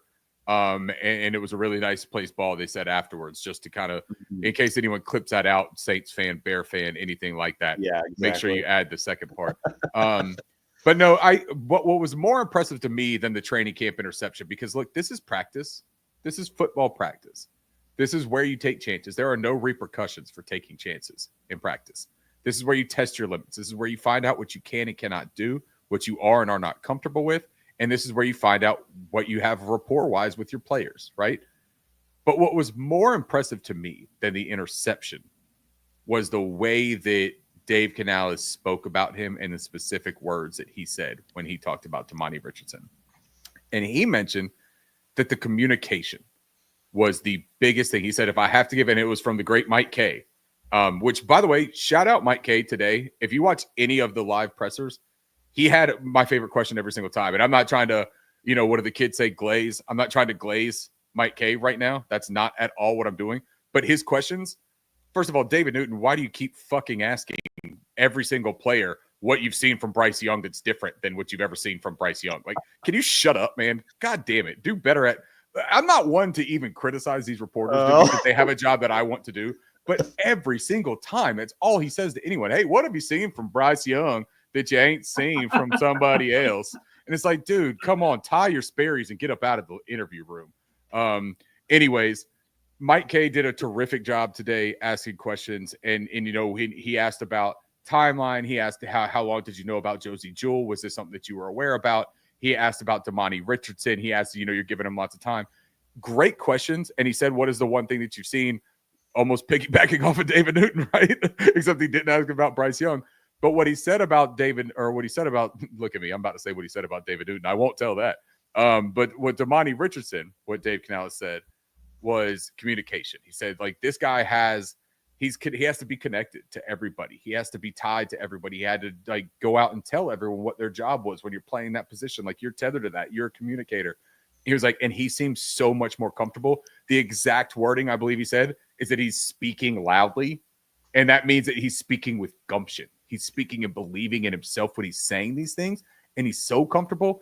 That is a huge step, man. What have we always heard Evero talk about with his defense?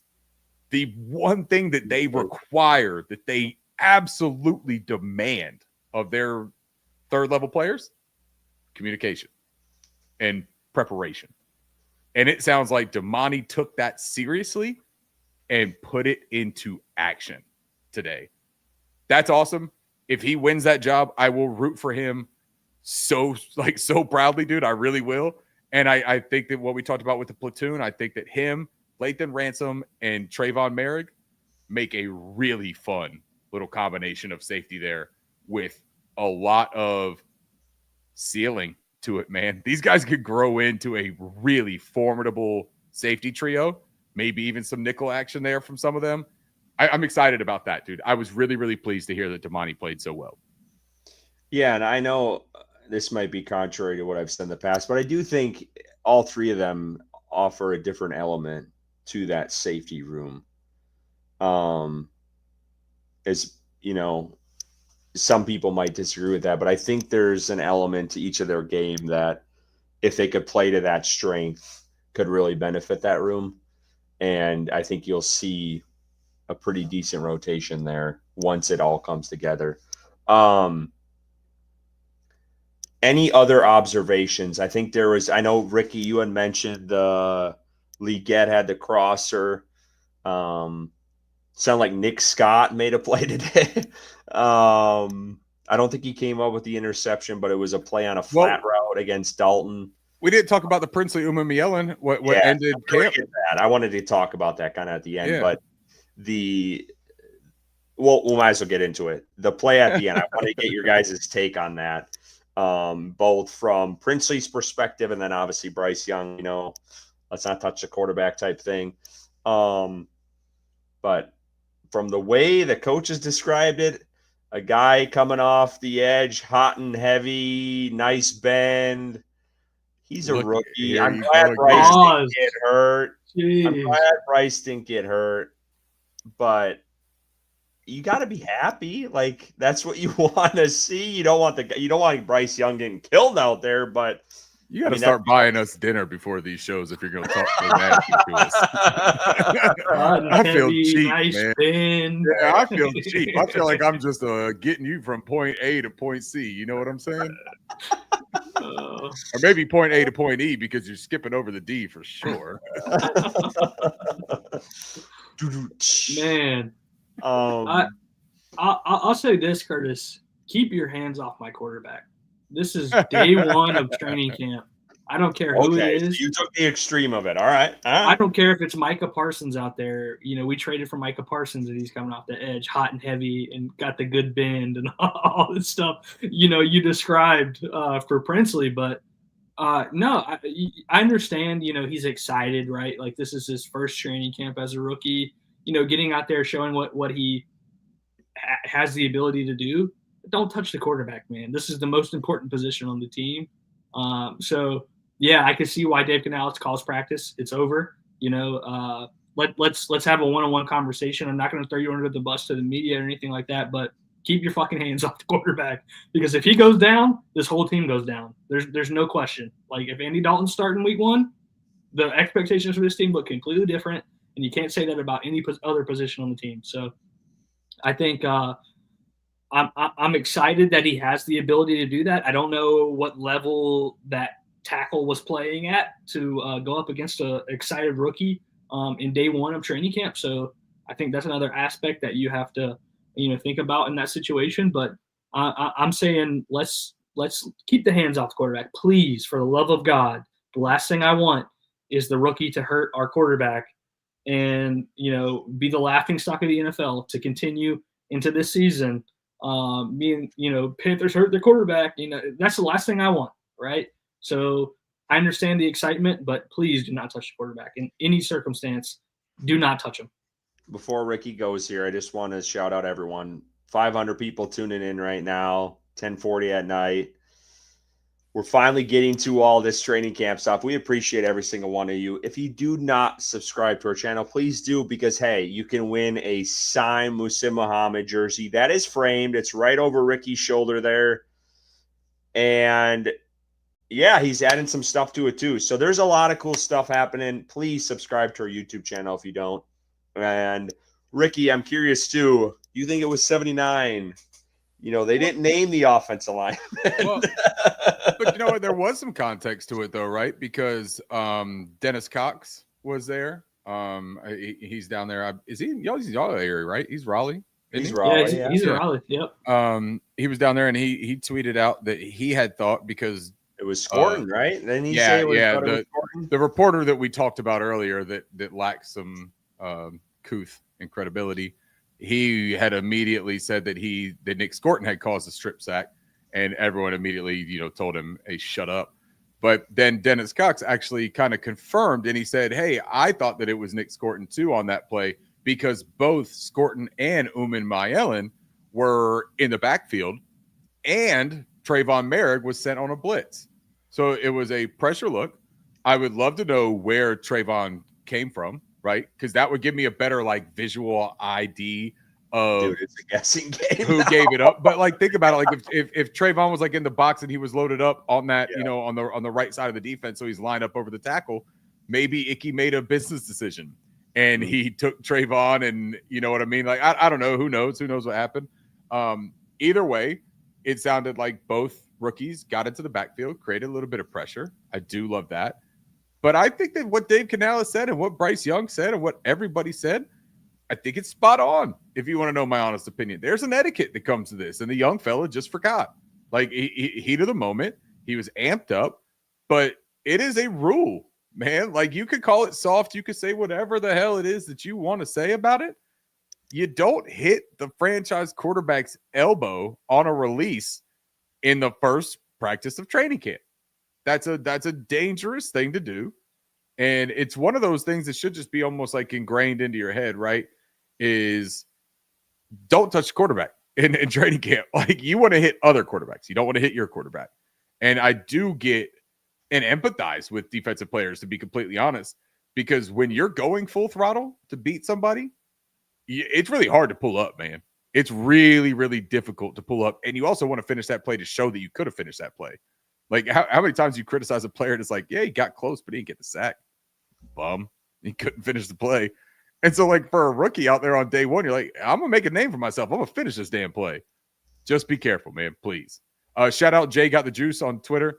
Met him down at FanFest last year. Really good dude, solid dude, always in the spaces. Well, he tagged Princely Umamayelen, and he said, keep your filthy hands off my quarterback in a joking manner, right? Well, Princely responded back with a little, salute emoji. He's like, I got you, boss. Like, I ain't trying to do it either, man. Trust me. Like, that's my guy too.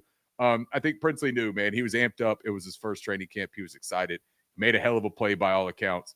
So good for him. Keep it going. We want to see the beginning part. We don't want to see the end part. As Jay Got the Juice said, just keep your hands off my quarterback, bro. I do want to touch on, there was one more thing here, and it was comments by both Dan Morgan and Dave Canales. And we'll start with Dan because it happened first. What were your guys' thoughts on his basically intro to his presser? And what I don't know. Reading off the cue card? Yeah, kind of like setting the scene for the season, like the blueprint. I don't even know if you want to call it that, but didn't mention playoffs, didn't mention really wins. I think competitive was like the big word that came out for me. Did you like that? Do you think he should have stood firm and said, we're going for the division this year and been more confident in that? Or did you like his kind of broad approach of, we need to win the day, we need to, compete, and I don't know, it was kind of the, like you said, reading off the card approach to it. I just kind of wanted to get your guys' thoughts on that. Bryson, I want you to start this, but before you do, I want to show you something to put you in the right mood for it. Remember, I talked about that beer side peach? I want you to see the can because it is absolutely hilarious, the little mischievousness this guy's doing with his side peach. So you see he's playing a little grab ass there with the peach right over his wife. Okay. Got a little bit of activities here. A little couples massage with the peach. She's going on a little bike ride with the peach. Just a little bit of a risque peach activity. But yeah, Bryson, please actually talk about something that matters. I like that. It reminds me of a tweet that Ricky sent out a couple of days ago. Oh, there you go.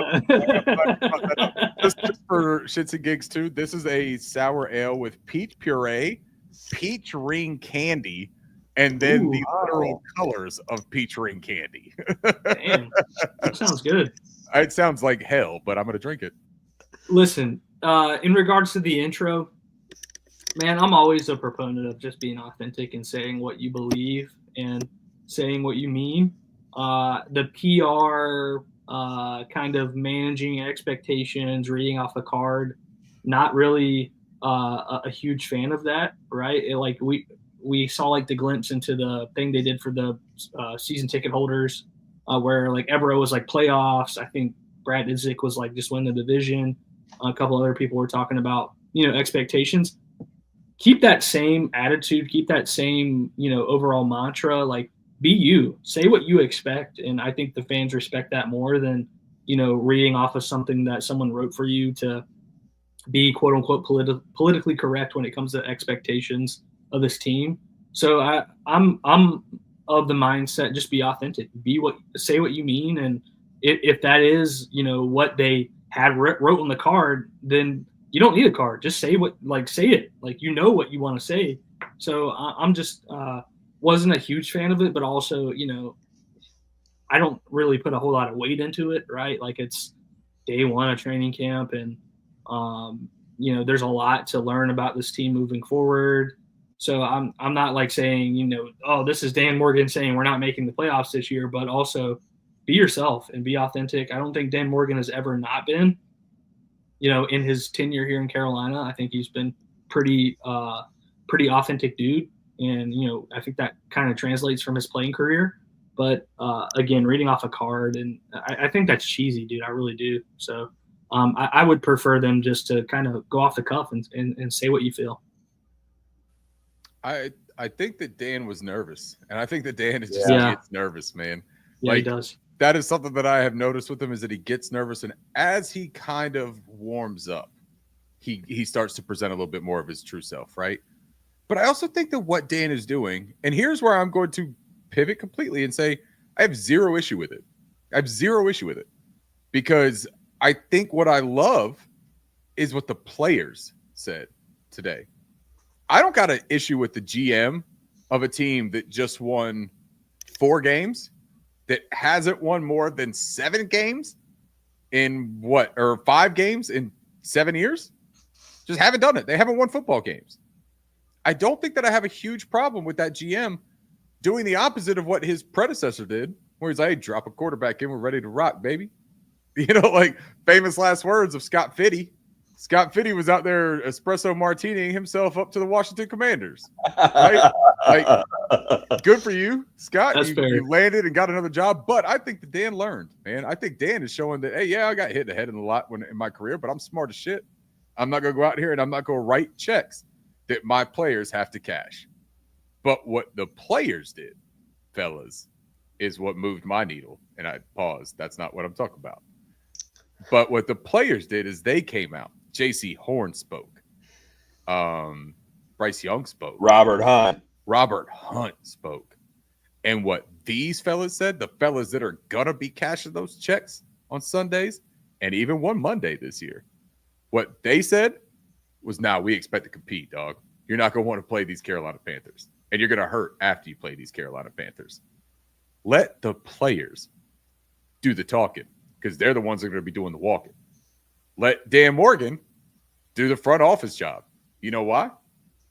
Because he's in the front office. I was like, we always want our GM to be the GM. And Mike K, I know I'm trying not to glaze here, but Mike K just had that terrific article about the analytics group and about how this front office executes and all that stuff. There is a hyper self-awareness that Dan Morgan shows over and over and over about what he is and is not comfortable with, what he's confident in, what he's not confident in, and what he is perfectly acceptable asking for help and passing off to somebody else. I think that's all you're seeing here. He's like, guys, not terrific at public speaking, not great at flying off the hip, not super into it. I'd rather not do it, to be completely honest. I would much rather be in the gym working out and evaluating players, because I'm good as shit at that. But sitting out here and talking to you lovely people, and we got a lot of lovely reporters. They're terrific, outside of the ESPN guy. A lot of good people. But Dan don't want to do it, man. I let J.C. Horn do it, though. By the way, talk about being in the gym. J.C. Horn's huge as shit, man. That guy got jacked this offseason. He's going to wreck somebody this year. And to be fair, Ricky, I think we might need to see what Dan Morgan has still at that linebacker position. See if I'm just saying, man, he's been in the lab, Bryson. He has been in the lab. That dude is drinking protein shakes every morning. Right now on this team. I guarantee you that dude could run a 4.62 right now, probably in the 40 range. I still think he could put that head in the chest and put somebody on the damn ground, have them remembering how quickly life could be taken from him. I will say this about it. Kind of where Bryson lies on this. I wasn't a fan of the no card. I don't think that's Dan Morgan. I feel like he does kind of speak off the chest, and it might be clunky at times, kind of alluding to Ricky's point. Like, he's not great at public speaking. Like, you notice in Blueprint, it was Brent Tillis probably speaking more than anyone in that. So I kind of wish he would have just spoke from the heart, but I feel like he kind of tempered expectations a little bit, and I wasn't a big fan of that. But I do agree with you, Ricky, that I'd rather see the players talking about it and pushing that out there, because I thought Robert Hunt, like, you can feel there's a different energy in this team. Like, the fans wanted in Charlotte, him being, staying around Charlotte for a little while, he kind of felt that. So I get that. But I don't ever want management or the coaches to temper expectations. Like, they need to compete this year, and they need to win games, and they need to be fighting for the division. And I don't think you need to temper that at all. Like, that needs to be the status quo around this place. And you look at Pete Carroll when they came out and said, what are expectations? He's like, we expect to win at least 10 games this year. Like, he's got goals, and he hasn't had a team that hasn't had under that. Like, that's where you start to change the culture too. So the temper and expectations I wasn't a big fan of, but I will say Canales did say something today, and Ricky, you almost said it word for word. Again, it's compete. Like, I feel like compete is like the phrase of the season for them. And Canales said, this is going to be a very competitive team. I don't think people are going to want to play us. That was his exact quote today. Again, I think Canales is trying to temper expectations because he doesn't want to set like you said, like Fitter's like, yeah, we're a quarterback away, and then they shit the bed and we're like a top 5 pick the next year. So I get the hesitancy there as well. But man, let's shoot for the stars. Like, we need to go after the division. This NFC South needs to be your goal this year. It can't be let's win 6 games. Like, it needs to be the division at this point.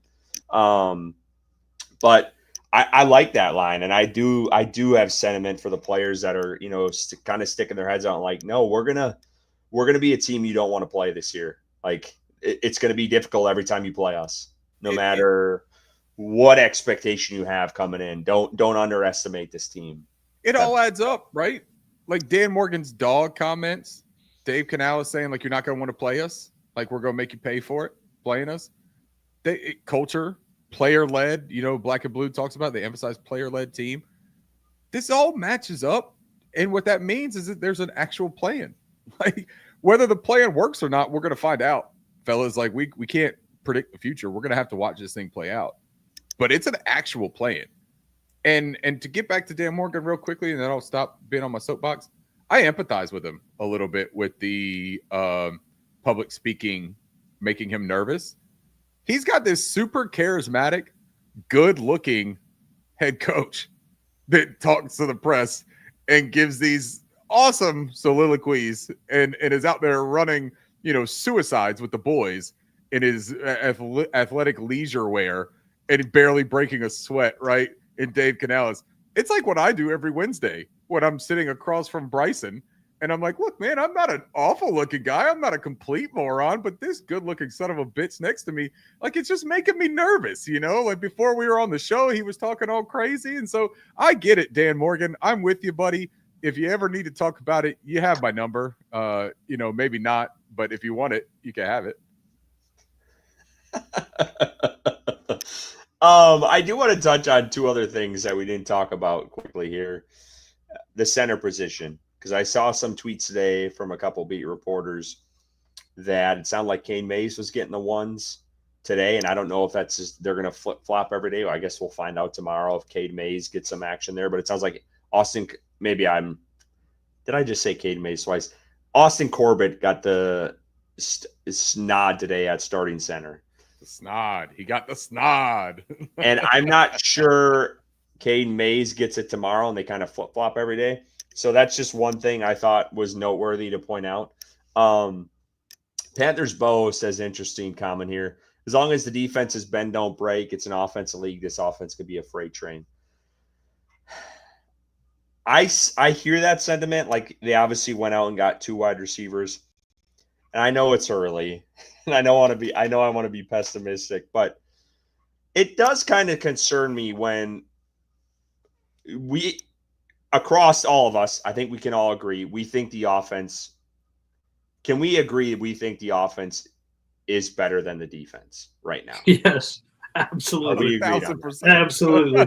I have issue, and this, again, I get it. It's day one. But it sounded like today the defense got a better part of the offense from what Canales' comments were. And I saw that a lot last year in training camp. I have a slight concern, and I know it's early, but there's a slight concern in me, like, are we kind of starting off the same foot as we were last year? Like, this was slow go again, because it shouldn't be.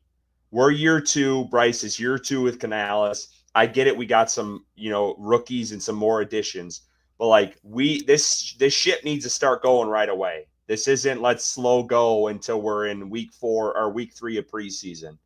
So there is some slight concern, and I get it. Like, they've loaded up on weapons for Bryce, brought in all these guys, gave him the protection. But I need to start seeing early on, because we talked about it. Nothing's guaranteed from last year. That I want to see in several training camp practices that the offense is kicking the defense's ass if we're that confident in Bo's comment up above. So I just want to throw that out there, because I think thought it was interesting that Canales kind of pointed that out. It sounded like the defense had the better day today. Yeah, and I think that's fair, Curtis. I think the concern there is absolutely warranted, based off of what we've seen from Bryce, so far in his Carolina Panthers career. I would say I wonder how much the coaching staff is trying to pump up the tires of the defense and say, hey, you guys aren't as bad as what the league thinks, and we're going to say these comments in the media to continue to build, some high hopes and expectations for you guys. I think if we were there and we were seeing it in person again as fans, I think that might be a different perspective coming out of day one. I'm not saying that it is, Bingo. but it very well could be. So I would argue that point in saying, maybe the coach knows the offense is better, right? Like, if we know it, the coach knows it. And the defense, highlighting a couple plays they made and that being the takeaway from day one could be to, build confidence in that defense going up throughout training camp. So that would be my takeaway. I think if we're getting into week 3, week 4, and we're continually hearing from beat reporters like, oh, Demani Richardson picked off Bryce again, or Trayvon Merrick strip sacked Bryce Young, touched the quarterback when he's not supposed to touch the quarterback, whatever it is. I think there would definitely be some concerns for me there. But I would say overall, the coach knows what the better side of the ball is, as well as we do here. We all agreed it's the offense. So, pumping their tires a little bit on day one, I don't think there's any issue with that on my end. Yeah, you nailed it. Nailed it, Bryson. Great take. All-time take there. They control the narrative. Like, the media and the coaches control the narrative. When there is no fan involvement, there is no third party to dispute it. I mean, that's just the way that is going to be all training camp this year and next year. Yeah, I had to throw that in there in case I appreciate that. But what I'll also say about this, and I'll ask you guys a question, and I'm going to give you 7 seconds to answer it. How many reps of 11 on 11s and 7 on 7s were done today? No idea. 10. No clue, right? No clue. None of us have any clue because of what we were just talking about. Yeah. That information doesn't have to ever be given to us now. So when they talk about, yeah, man, Demani was great. Those rookies got into the backfield and we had to end practice because of how aggressive they were playing. I mean, yeah, that sounds great. But what if those were 2 of the only plays that defense looked better than the offense, right? Yeah. I mean, we just don't know. and I'm with Bryson very much on this, that I think if it's even remotely close, or if it's remotely like where the team can tie themselves one way or the other to like, hey, defense had a nice practice today. I think that the coaching staff and front office will 100% not baby the offense. They'll say, hey, let's get some confidence. Let's build some juice on this defense and tell them that they're playing really well against an offensive unit that has some expectations. Ocho Cinco, for crying out loud, was just talking about, is this trio of wide receivers for the Carolina Panthers going to be the most consistent and best in the league for Bryce Young? That's nuts. First of all, that's nuts. Yeah, we didn't even talk about it. Hey, look, I'm just going to say to that, like, I love that we're getting the notoriety, but let's, for a second, man, only one of those players has been a consistent, good, high level, high volume NFL wide receiver, and that's Adam Thielen. That's Adam Thielen was the only one. Hunter Renfrow had a great year, but like even sincerely, like even like that best year for Hunter Renfrow, right? It's a one-off. What I look for in the NFL is consistency at a high level and a high volume, right? To let me know that it can be replicated in any situation. That's Adam Thielen. I believe in Tedero McMillan 100%. I think he's going to be fantastic, but he's a rookie. Never seen him play football in the NFL. Never, right? Xavier Legette, the only season that we did see, he dropped a lot of footballs. He made some really nice plays, and he was more advanced pre-catch than I think a lot of us anticipated it being. But pre-catch doesn't matter if you can't catch. So there is a lot of work that still has to be done and answers that have to be given before I jump that far to say best in the league. That seems like a wild thing to say, because I think that you could have Jamar Chase, T. Higgins, and Curtis Round, and you'd have the best trio in the NFL. You know what I mean? Like, wow, no offense, Curtis. You're right and everything. I'm impressed. No, I know you, man. We're friends in real life. Like, it's crazy. But no, like, really, like, I think that those are two dynamic players out there. Like, it's really difficult for me to sit there and see some of these other rosters and just jump to Carolina because of how much I do like our players. I love our players, man. And I've got a lot of confidence and a lot of belief. But some of this feels like we're getting a little bit ahead of ourselves, right? Like, pump the brakes a tiny bit before we start talking crazy reckless. Yeah. Now, hey, we go out there in week one and we make Trevor Lawrence look like, you know, sunshine after the injury and remember the Titans. Sure, we could talk about it. Like, I'm good with it, man. You know, like, I'd love our defense to sit there and hit him at the launch point and affect the elbow. I would love for Bryce Young to carve up those humid big cats down there in Jacksonville with their pool in their football stadium. Dumbasses. I would love all of that. It would be awesome. But until we get there, man, I just want to pump the brakes the tiniest little bit. No, I get it. I just want to – I always want to temper expectations.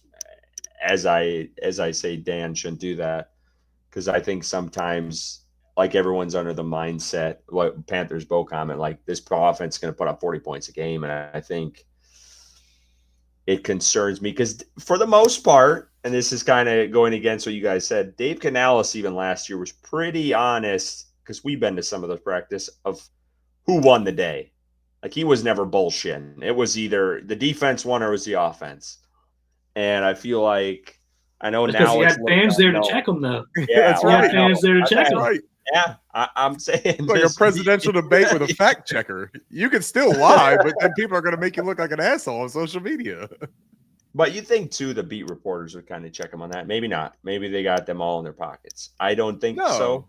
But I didn't listen to everyone's reports. I saw a couple of them. Well, we've also all been to training camp, right? You can't watch every single thing that's happening in training camp, right? Like, and you also don't know some of the stuff tough, man. Yeah, it's tough. But anyway, I thought it was worth noting. I did see Black and Blue. It was Black and Blue at this practice. I feel like he's got a lot of tapped in, dude. Black and Blue, you are on it. You are. He was there. I love that. Live action. I love it. You might have one of those. There's like some apartments that like set up over the field. Like if I was some of those tenants in there, I'd be renting out my patio and stuff. I can't confirm or deny that there has been efforts to find out and make some communication with a couple of those people. But not surprised. Hey, that's a good Yeah, idea because I yeah. would be in on that. Hey, Yeah. we should go in on like one of those patios. Look, I live here. I live here, man. I've got time. You I see know a lot of Ricky people out there, going. but the Binocs, he's like, Yeah. checking it out. Yeah. Look, Like, damn, nice pass, Bryce. absolutely, yeah, 100%, man. You know, my iPhone, whatever it is, 12, however old this fucking thing is, it can still Zoom. I love it. Well, I think that wraps up the first day of training camp. We'll be back next week, and we're gonna try to get some guests on here. I'm not gonna say who yet, but I'm gonna try to get some folks that have been at actual camp to give us some perspective of what they've seen in the next couple of weeks here. But we appreciate everyone tuning in tonight. And again, we got this giveaway. It's rolled across the bottom. Musim Muhammad signed jersey. Ricky little pan over there for the jersey in the frame. All you got to do is subscribe to our YouTube. Send us a screenshot proving you have subscribed. You're in the chance to win it. And we'll be drawing that in a couple weeks here. But until then, we appreciate everyone. We'll be back next week. And as always, keep pounding.